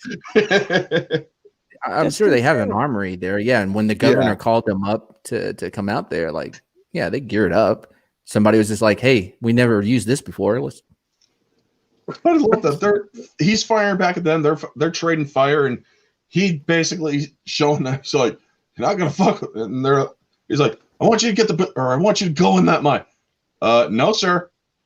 No, Okay, no, he did not say no, sir. He did not say no, sir. That specialist referred to that lieutenant as with his first name. Yep. Like the interaction between them were so great. It was so National Guard. Like the dude's mustache is big as hell. The hair is long, and they're all like, "No, Rick and Dave." And I know, right? It was just National so fucking great. It was my favorite part. Nope. Give me the bazooka then. We're left in a. I do have a problem though in the same scene, like with Rambo always firing everything he has on full auto. Yep. You are wasting so much ammo, and I would expect him to know better and to put that back on semi. I mean, this movie isn't without flaw. Let's put it that way. Sure. This movie does have flaws, but it's so good. Yes, you're gonna have a lot of military people nitpick this movie. Oh yeah, I will be. Yeah, I was already. Now, so they fire the bazooka and they think they kill him. And they're like, and everybody's looking in the distance like, what the fuck are they doing? Getting the job done. And they get up there and they're like, we wanted him alive, you idiots. It's like, well, he wasn't giving us much choice, sir. So he's like, man, clean this shit up. This is your mess. You clean up. He's like, I gotta be at the diner tomorrow. Yeah, this isn't their weekend. Yeah, like they're doing this. This isn't their 1 week in a month. Like, yeah, bring a bazooka. We'll get this shit over with quickly. Yeah. And it's like, oh my gosh, man. So Rambo obviously survives. He uses his knife and the tarp or whatever that he used to proper effect to get like lighting and whatnot. And you see him back in survival mode. He's like, okay, I'm stuck in here. What can I do to get out of this situation? And then the tunnels and rats. Oh my gosh, this was the most uncomfortable scene. It was like present day New York with those rats. Yeah, it's like, holy shit, man. The reason why those rats probably attacked him was because they were starving, one. Yeah, just like in New York. Because of the heat from the flame. So, Lorena. Hold on. Why would the flames drive the rats to eat him? No, the flames would probably be even warm to enrage them or make them angry or threatened. So, Lorena, what did you think of the rat scene? I thought it was gross and funny at the same time. I mean, like freaking out and losing it, and the rats are like, on them, like, oh heck no, we're not going anywhere. It was funny to see. Man, it was nice. One of those rats, I thought it was a real rat, and when he just throws that fucker down, it's like, did you just really kill an animal in this film? Yeah. that would have been awesome. But no, like it was interesting because this whole time, like, oh, they're in his world now. What you call hell, he calls home, and now all of a sudden he's like, oh no, I'm in their home. This is the rat's home. That's Rambo 2. That line. Yeah. I'll say one thing. That rat scene kind of puts Indiana Jones's rat scene to shame on that one. Yeah, it does. You know what I'm talking about. You know which one I'm talking about. Oh yeah, I do. Last Crusade. But anyway, so he gets out, and Dennehy's like, "Come on, Troutman. You think he's the only person who had a bad nom?" I'm like, okay, so was he deployed in Nam? Mm-hmm. I'm aware of. No, yeah, I believe he was. I actually want to look that up. Officer Bill Teasel. because the way he was speaking to the National Guard, which was another thing. Like most of those guys, it's not that long after Vietnam. Like, no, they should have been veterans of it as well. But I think he was a Vietnam vet, maybe with that same unit. Well, Yeah. I think it's I got him on. All right, let's see here. For me personally, I think it's more. Well, since Rambo was more of a Green Beret, he was in it for a long time doing his stuff. But I think this cop, if he was a Vietnam veteran, he might have been one of those drafter types, just come in from the draft and just come do his thing for 2 years and leave. But Yeah. Which can't put any blame on him, and he did a good job. I mean, he got a silver star, and he, had a Purple Heart. Like he did his part. You know what I mean? Yeah. But I think probably the book would probably explain more Korean about War. Yeah, because I would just say Korean like, I know from Korea. Yep, he was in Korea. He War. has a Distinguished Service Cross Okay, Korean Wars. Yeah, for conspicuous and valiant leadership. Yep, and Purple Heart and the Silver Star. Yeah, my grandfather was in the Korean War as well. Yeah, they were going to send my grandfather to Korea. They were trying to get him to re-up, and he's like, "Nah, I'm pretty much done. I think I'm going to go home now." But yeah, I'm not interested in going to Korea. But that was a good point that he brought up, and I think that was another food for thought nugget, where it's just like, a lot of people went to Vietnam and wouldn't do something, like this. But then again, experience. They're not him. Exactly. They vary. This guy was special forces. Well, but I think one of the problem, and I think we see it. I mean, of course, we see it today too. Like the when we send people to war, right? There should be no expectations for combat. It should be no expectation of them coming out the same. But I think that the level that they are affected by it is all about what they were like mentally before going. If you send somebody that is borderline Asperger's, it's going to affect him far more than it would someone who is more is able to process things in a more healthier way. And I think a lot of this is like who we recruit to send in the state that they're in when we send them plays a big factor. Well, I will say one thing about saying about Asperger's. I wouldn't say it would affect him, and it would affect him differently than other quote unquote healthy people, because I don't see it as more of the healthy. I don't see Asperger's as a health issue. It's more just a different wiring of his mind. So right, yeah. I meant I didn't mean like a health, like when I said processing things in a more healthier way is what I said. Like not whether you know what I mean. Like do you mean neurotypical? Right, neurotypical. Yeah. I think of that scene from Full Metal Jacket where they're going through basic, and you can tell that one guy, he is just not mentally there. Exactly.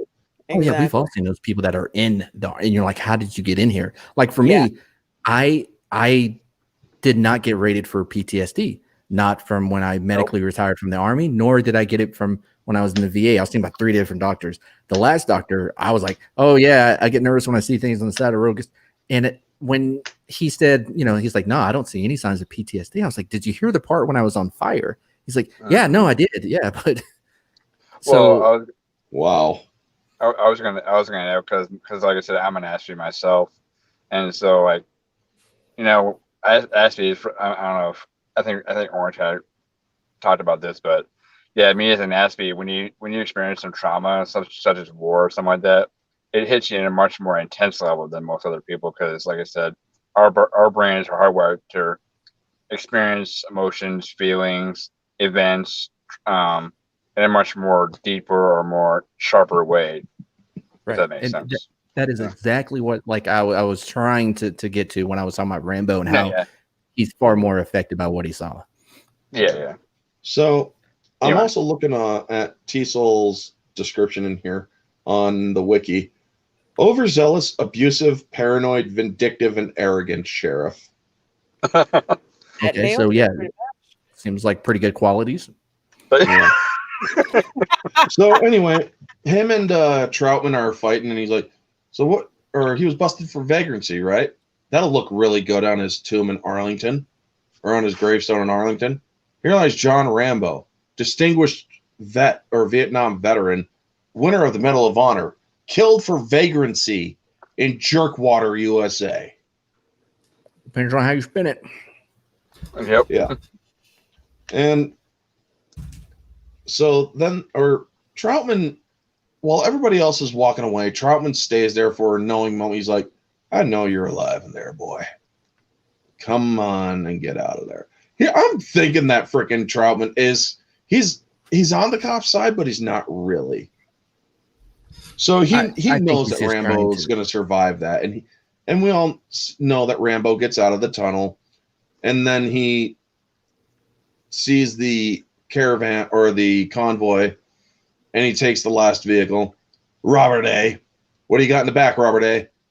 M60. It's like, why? Oh, this is where it gets juicy. Yeah. I did. Why do you have that in the back of this? What was that? The deuce and a quarter? Yeah. I forgot what they call that old truck. But anyway, yeah. Why did he have it back there? What? I don't know, right? So now I know the M60 because I've played a few video games. I have never really seen one up close and personal. But if you play the game Metal Gear Solid 3 and you get the M60 and you start firing it full auto, Snake literally starts going like Rambo. A lot of people don't know this, but whenever you fire like a saw or the 240 Bravo, like you have to make that sound. It's just something that happens. Yep. It's out of their control. Just like yell. Yeah, and then when you're done, you shoot it up in the air. Yeah, because I shot that thing so many times. I'm like, yeah, this thing's like exhilarating when you shoot it. Yeah. I was kidding. Right. You don't have to scream like that. No. It's one of the. Well, it's one of those. Go ahead. No. No, but him shooting it from the hip, like with one. Oh man, that's stretching it. Yeah, you saw Arnold Schwarzenegger shooting it from the hip in Commando. Yeah, that's not realistic. Well, no, this was small, Sylvester Stallone. Don't forget, like, yes, this was not. Yeah. Well, it is in my opinion, but me who shot the saw so many times in the military, that at the hip, I don't care how strong you are, that thing's gonna put you on your ass if you're not, And the saw is the 5.56, man. Like I saw a guy shoot the 240 Bravo, try to from the hip. Yeah, like it. He did it, but it was a struggle, and somebody was helping him, was propping him up. If you're gonna do some of that from the hip, you're not gonna do it by yourself without either tripping on yourself or have it send you on your ass by shooting it like that. No, you're not gonna hit the same target more than once. You're not. No, that thing's gonna climb like so bad. Yeah, like I said, you're especially the recoil on that thing when you're holding like that. Yeah. Anyway. Well, it seems that Rambo in the movie, Teasel has an IED, not improvised explosive device, but intermittent explosive disorder, as they call it. That Teasel had in the film. No, it was Teasel that had that. Okay. Which one's Teasel? He was the cop, Brian Dennehy's character. Oh, okay. So that's the reason why he flew off the handle. And when he was ready to, that's when he tried shooting at Rambo. That's also when he chose to arrest Rambo instead of and other shit. He's looking for fights. Yeah, he's feisty. That's what we call it. Like he's a little feisty. So I love this. When Rambo puts the knife up to Robert A's neck, he's like, don't look at me, look at the road. That's how accidents that happen. was so freaking funny. I'm like, what is this, a freaking PSA for fucking safe driving? It was just funny because there's so much tension going on, and it's a typical plot device in an action movie where there's all kinds of crap that's going on, and then there's just this dark deadpan humor nugget that's in there. And they sprinkle that in throughout. They sprinkle those moments in throughout, like with the name it line, and it's like, oh, it's so good. But like that one really hit for me because every time I watch a movie and like they're talking while someone's driving, I'm like, Look at the road. Look at the road. Look at it, because it bothers me so much. How long the road has. Oh, wow. Wow. Just freaking wow. Wow, Soul Assassin, just wow. Wow. Including the mate. Jesus, dude. Wow. Just wow. So he's like, okay, Robert A., it's time for you to go.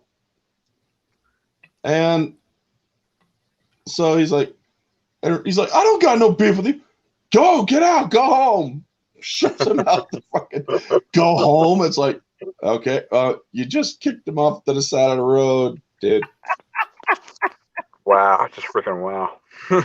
Yeah, I mean, I loved it. Like, I'm on board for that. I didn't understand. Like, there was a moment when the cop car pulled up, though. Like, he was behind another one of those vehicles that went right, and then he left.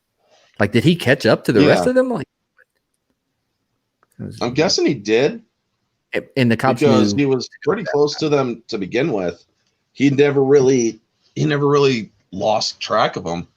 So no, he did not look back to see their friend being thrown out the vehicle. So while this is all going on, this is a weird cutting issue because Teasel has returned to the station. Then he goes, or he sits back and he's like, hold all my calls or whatever. Then he goes to talk to Troutman. They have their little back and forth. Yeah. And then when they realize that Rambo's still alive, Teasel's still back, or it's as if he never left the station. So it was weird cutting in a way for me. But then they hear that Rambo's still back and is like, oh shit. They try roadblocks. They try running him off the road. They do a piss poor job at it. He blows up a gas station. This is what's known as guerrilla warfare, folks. Yeah. He's going to destroy your resources. Yep. He's going to make it so he has every advantage possible. Shut down all the power. Destroy the ammo dump, so to speak. Mm-hmm. He's like, or guerrilla warfare. He's going to make sure you don't have a chance in hell against what he's about to bring. He's taking the power lines. Not only that, but by taking out all the resources, electricity, ammo, etc., he's basically destroying their will to fight. If you think about it, because like I said, without electricity, how are you gonna have food? It would just rot. It would just rot after a while. You know? Well, and also, especially with the gas station, that is going to draw a lot of attention, and a lot of people are going to respond to it. They're leaving their headquarters vulnerable. So you get rid of the outside resources like the ammo and the power, and if you're able to infiltrate that, you now have the advantage because you have access to everything. Yep. Except for the 800 state troopers that show up. Yeah. Yeah. So then he's making his way, or as Dennehy is looking over where everything else is blown up, Rambo is running on the other side, blowing up other places over there. He's caused sowing confusion as well, and that is tactically genius.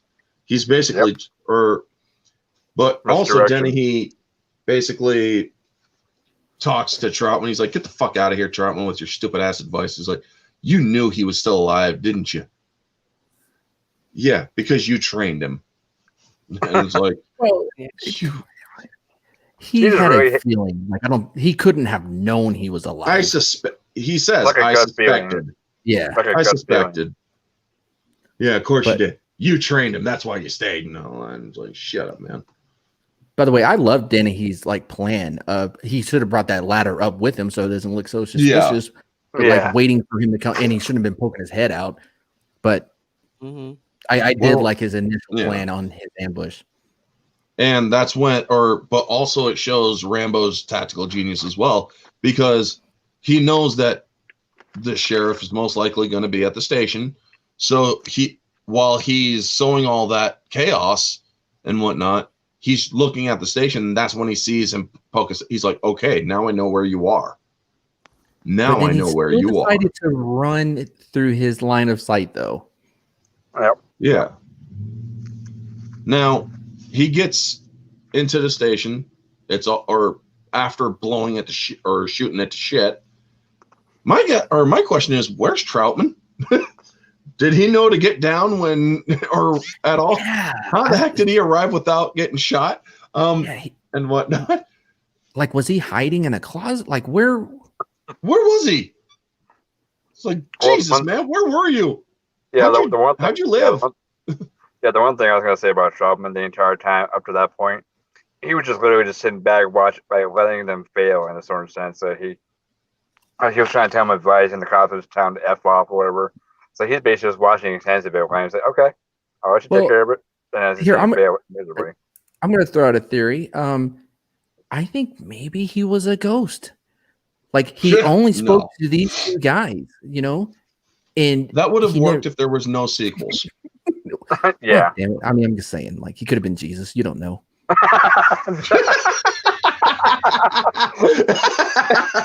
Okay. That's one way of putting it. Is Troutman Jesus? Yeah, he was trying to get both of them to do the right thing. I'm gonna ask Drunk 3PO to get on with Star Wars Theory and ask him to do a Rambo or create a Rambo Theory channel and ask it or create the theory: is Troutman Jesus? That would just be so fun. That would just be so funny. But anyway, that would throw theory off right there.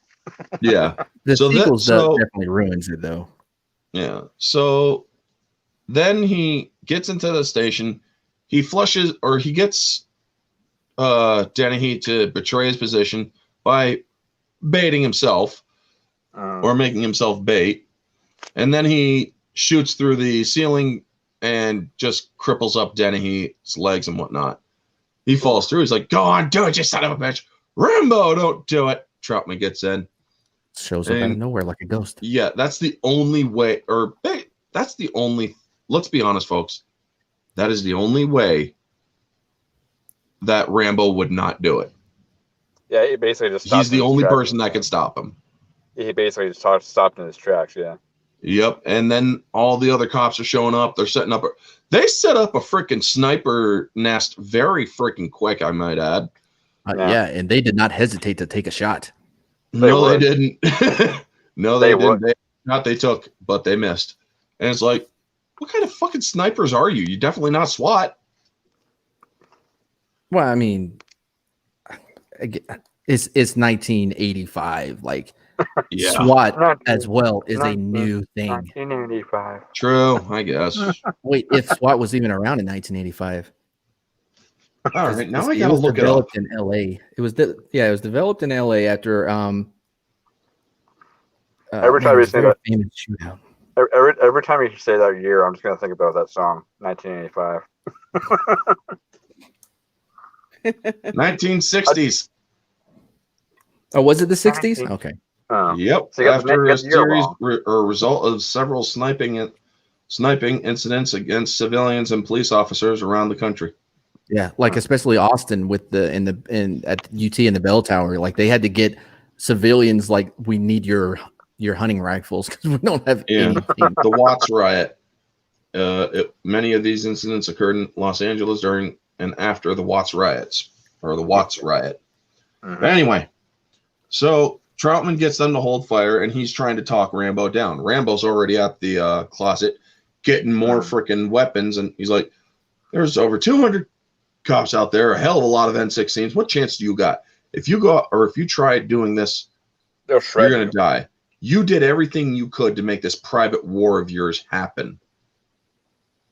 So I'm pretty sure you could agree with that, Matt. Say it again. When Troutman said, "You did everything to make this private war happen." Wait, was he? I'm sorry. Was he talking to Rambo or was he talking to? Yes. Trump was talking to Rambo. He basically made all that happen, pretty much. Yeah, and that's without him even knowing that he turned around and decided to walk right back to the city.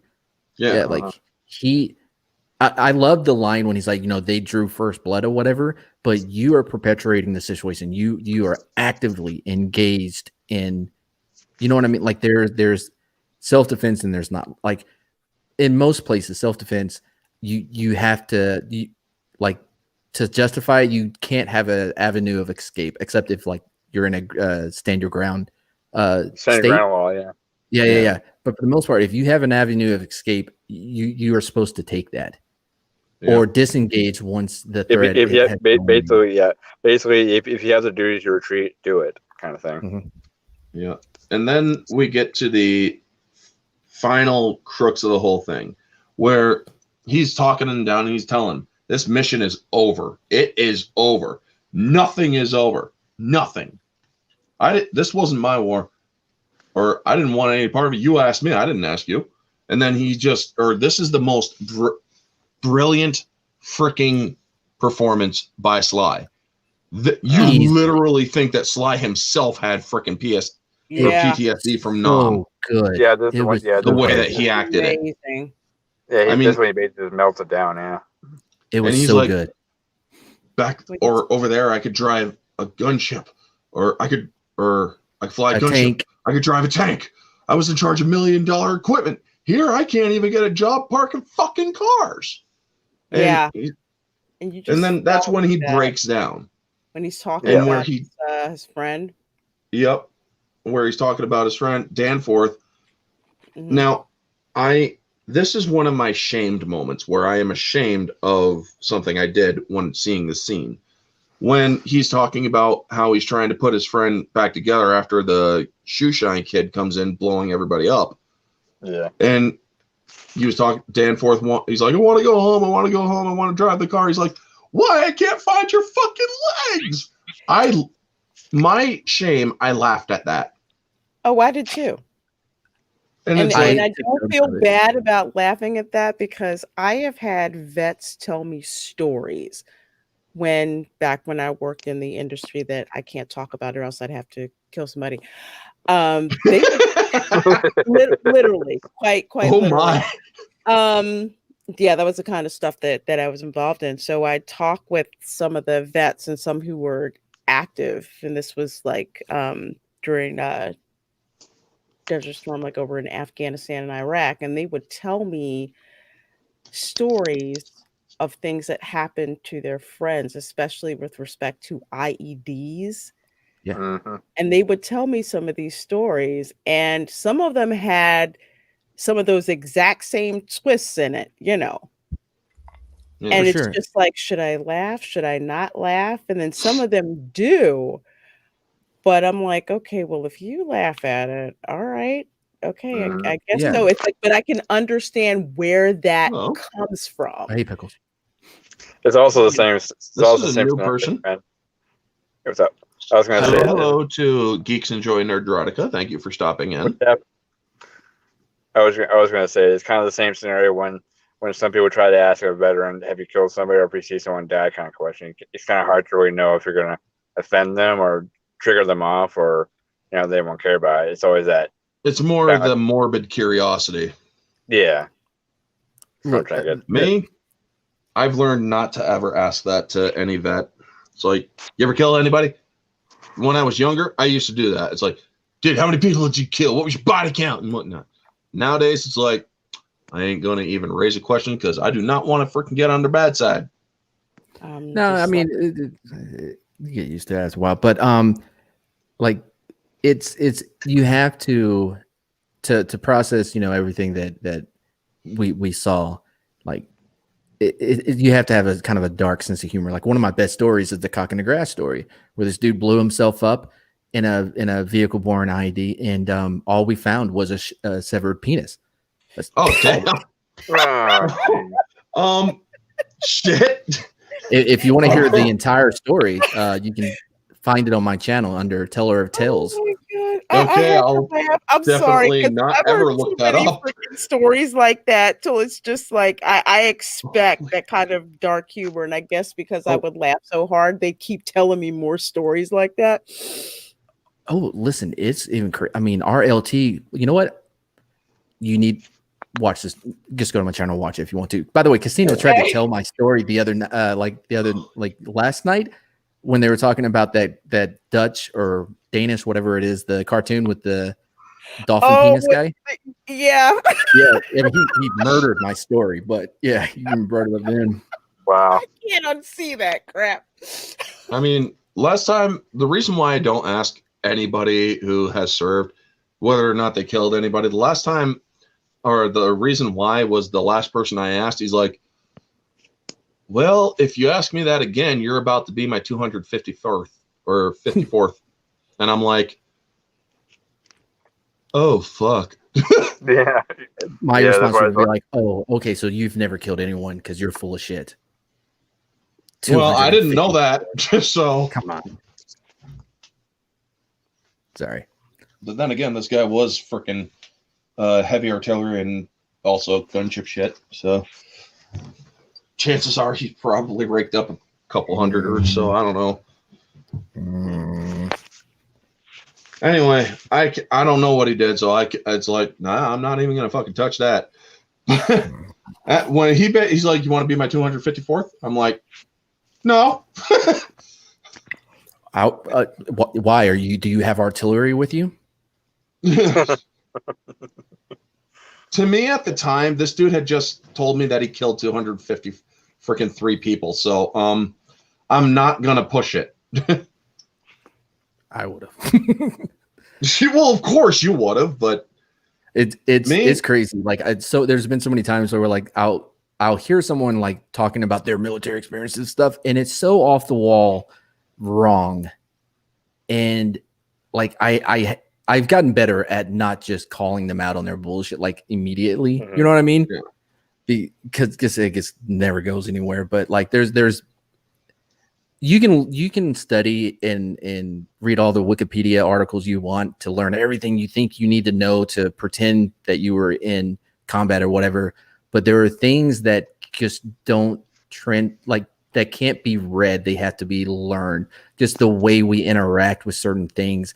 And the Outpost, that movie that came out not too long ago, it was directed and written by a West Point graduate, and he nailed it. It felt so authentic because the way people were talking, everyone was dipping in the movie. It was the best depiction of what it's actually like to be in the Army.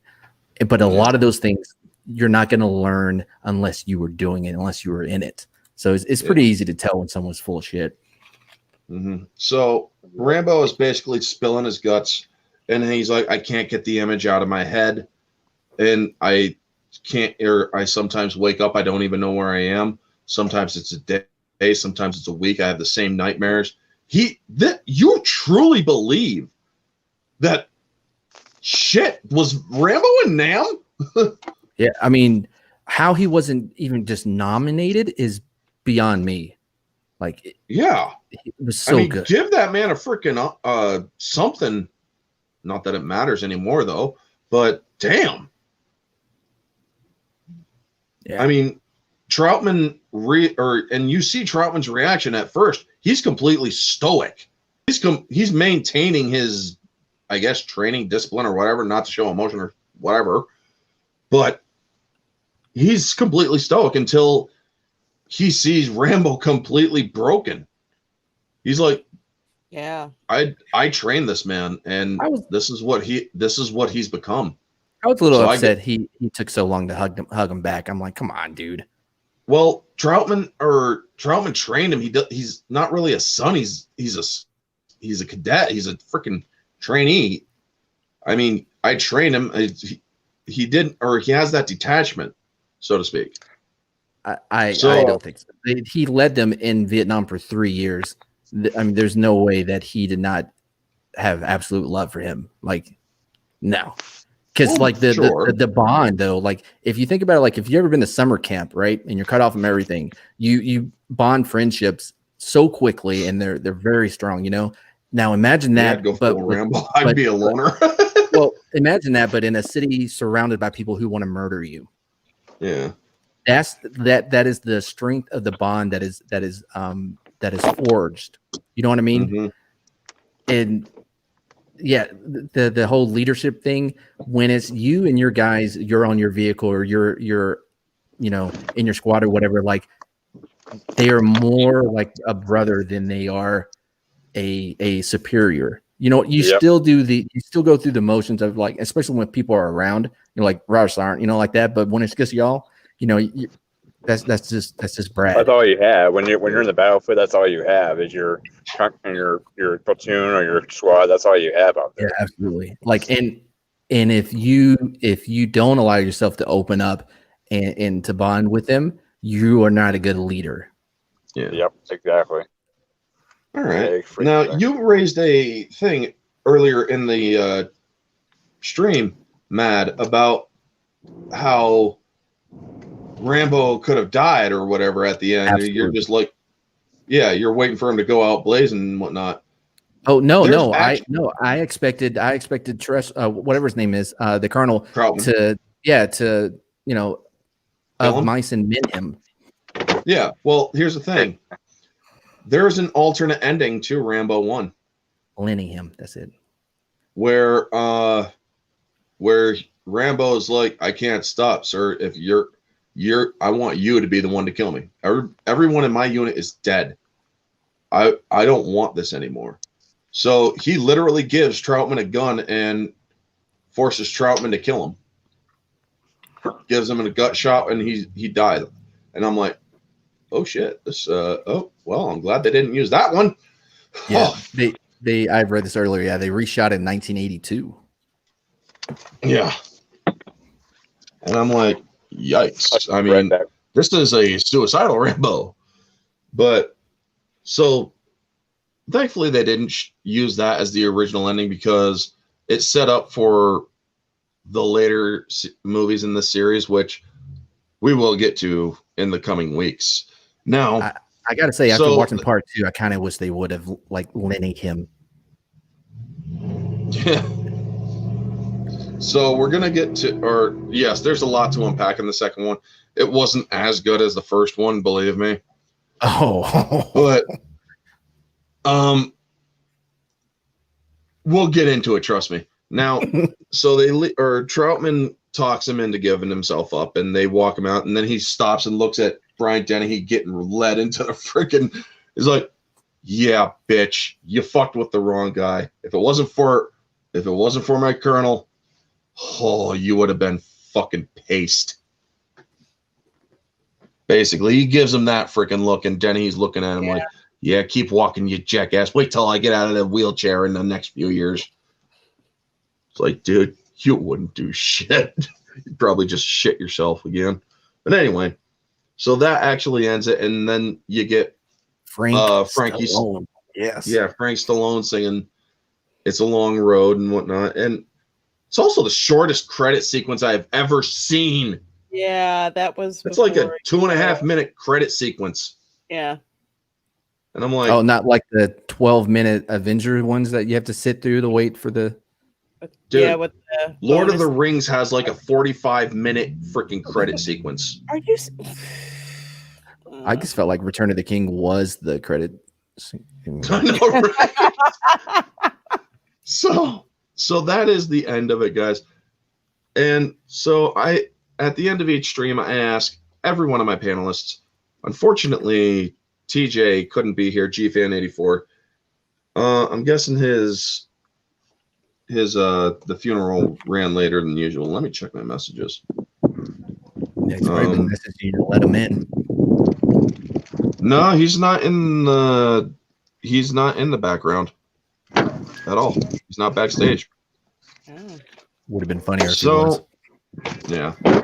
It would have been, and I would have been, oh my god, I'm so fucking sorry. I would have lost it if I had not seen him there, believe me. Now, all right, so we'll start with Mad Mardigan. Out of 10, how would you rate this movie? So I mean, I really enjoyed it. I loved the pacing of it. I loved the performance. Obviously, I had problems with some of the military things, but that's not uncommon, especially for 1985. Some of the fighting, like I said, like the special effects were kind of iffy, nothing compared to how bad it was in part 2. Man, I mean, I'm thinking 8.5, like out of 10. I mean, it's a damn good movie. Like you it's very so enjoyable, and the moments that we're talking about where they sprinkle in the humor, everything is just so like everything's done with a purpose, and they really took care with what they were doing. Like this was a project that they cared about, that they wanted to do right. And compared to what we see today, it was very refreshing to see something like that. All right. So out of 10, what would you say? 8.5. 8.5. Lorena, out of 10, what would you give First Blood? I'd give it a solid 8. I enjoyed the action, definitely enjoyed the storyline. I had a couple of nits with it. There were a few small parts that dragged, not a lot to take away from the enjoyment of the film, but overall solid 8. Definitely a movie that actually I need to get this one on physical media again, actually. Oh, I bought it. Yeah, this is one of those movies where you can sit down, watch it, and it's a guaranteed great time. Yeah. Price is Right. All right. Well, just so you guys know, I'm driving home. I just now got off of work, so I'm just driving. So I'll be as careful as I can. But as far as the movie pacing and the way they I guess they performed and how they interacted with, how they put it together between police interaction with veterans and stuff like that, and how we're talking about how the political views at the time kind of played into the movie, I would give it the same solid 8 out of 10 as well. And how they really delved, I guess you would say, opened up the awareness to PTSD in general too, because in my opinion, this is probably the first movie of any military movie that shows what veterans feel when they come home from war. When you think about it, yeah. This is my take on that. Thank you very much. As for me, I always give my 3-tier reviews, and in my brief review, I did give the scores, but I'll give them again. This movie, objectively, I put it at 8 out of 10 because there are problems with it. There are nitpicks, to be sure. And Price, can you mute your mic just for a second? Because we're getting a lot of feedback on your end. What's up? The price is wrong. Yeah. Sorry, I've been waiting all night to say that. I was gonna ask you to mute your mic because you're coming through as you're driving down the road. Okay, thank you. Now, and that's right outside my phone. Hey, Orange, Can you mute your mic? We Yeah, I know. I'm sorry about that. There's a lot of assholes in my town. There's a lot of assholes. I know it was. But all right, so I gave it a solid 8 out of 10 objectively. I do 3 tiers: objective, subjective, and moviegoer. So objectively, without bias, this movie is an 8 out of 10. There are problems with it. There's a couple things that just didn't flow well. There's a couple of continuity errors and such. Overall, though, the movie is a good pass. Now, subjective with bias, I liked it. It's 10 out of 10. And same for moviegoer, where I do not judge it by or deconstruct it. I give it strictly through entertainment value. This movie is entertainment all the way through. For me, anyway. So, yes, 8 out of 10 objective, 10 and 10, or 10 out of 10 both subjective and moviegoer. And that is going to wrap up this discussion stream. I want to thank all the panelists who have joined, and even TJ, even though you weren't here, buddy, you're still going to be on the next ones. And that's going to wrap it up, folks. Stay tuned for 2 weeks from now, where we discuss First Blood Part 2, or Rambo 2. And I don't know if I can wait that long. There's so much to say about that movie. Well, next Friday I got the versus streams, because I do the versus streams, and in between those I do the discussion streams. So it's a good space in between, it's a good way of fleshing them out and building up anticipation, so to speak. It's my girlfriend's fault. It's my girlfriend's fault because as soon as it was over, she's like, "We have to see part 2." I'm like, "No, like it's like so long until I do that. No, we can't." She's like, so it's her fault. Oh, I watched part 2 earlier today, and then I watched part 1 again. But yes, we are going to come back here in 2 weeks, so that would make it. Jesus, now I got to use my phone again. Calendar. The 22nd of January, where we will discuss Rambo 2 or First Blood Part 2. They should have put a second subtitle like Back to Nam for that one, really. And boy, there's going to be a lot to unpack with that one. Anyway, folks, thank you to Price is Right, Lorena Creel, Mad Mardigan, and even GFan84. Sadly, he was unable to make it. Don't thank him. Nigel, movie guy, when can I be on your show again? Dude, whenever I get an opening, I can fit you in, all right? Anyway, folks, that is going to be the video. Y'all know the drill. Like, comment, subscribe, share, or blow up that like button like Rambo would, as the scroll on the bottom says. And Spartan, good to see you too. Thank you to all the people who did watch or who stayed and watched. Nigel the Movie Guy, Spartan Flash, Soul Assassin, Mad Mardigan, Lorena Creole, RC from the NYC, Nathaniel Che. Thank you for coming in too. Sorry that I didn't acknowledge you earlier. Who else was in here? DJ Odyssey. DJ, congratulations on getting 600 subs. Yep, nobody deserves it less. Yeah. Wait, what? Goodness. No, he's good, man.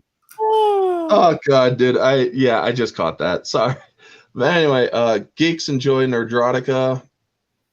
Thank you for stopping in. How many others? I don't know. Nobody.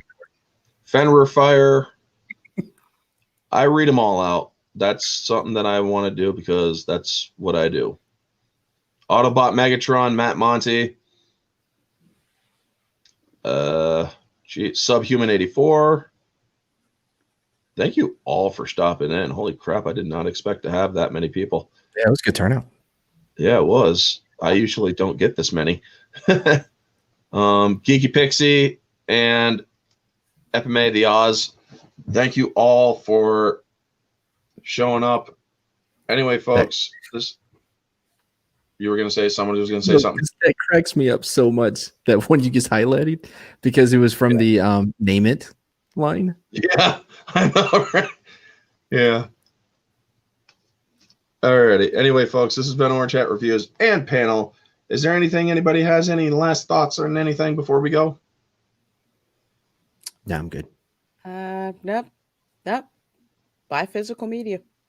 Yes, buy physical media, because believe me, digital movies can change.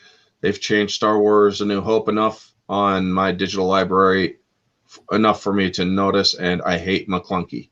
Anyway, folks, and don't call me Shirley. This has been Orange Hat Reviews, or in this case, Orange Hat Rambo, with the panel. Have a lovely night, folks, and always remember,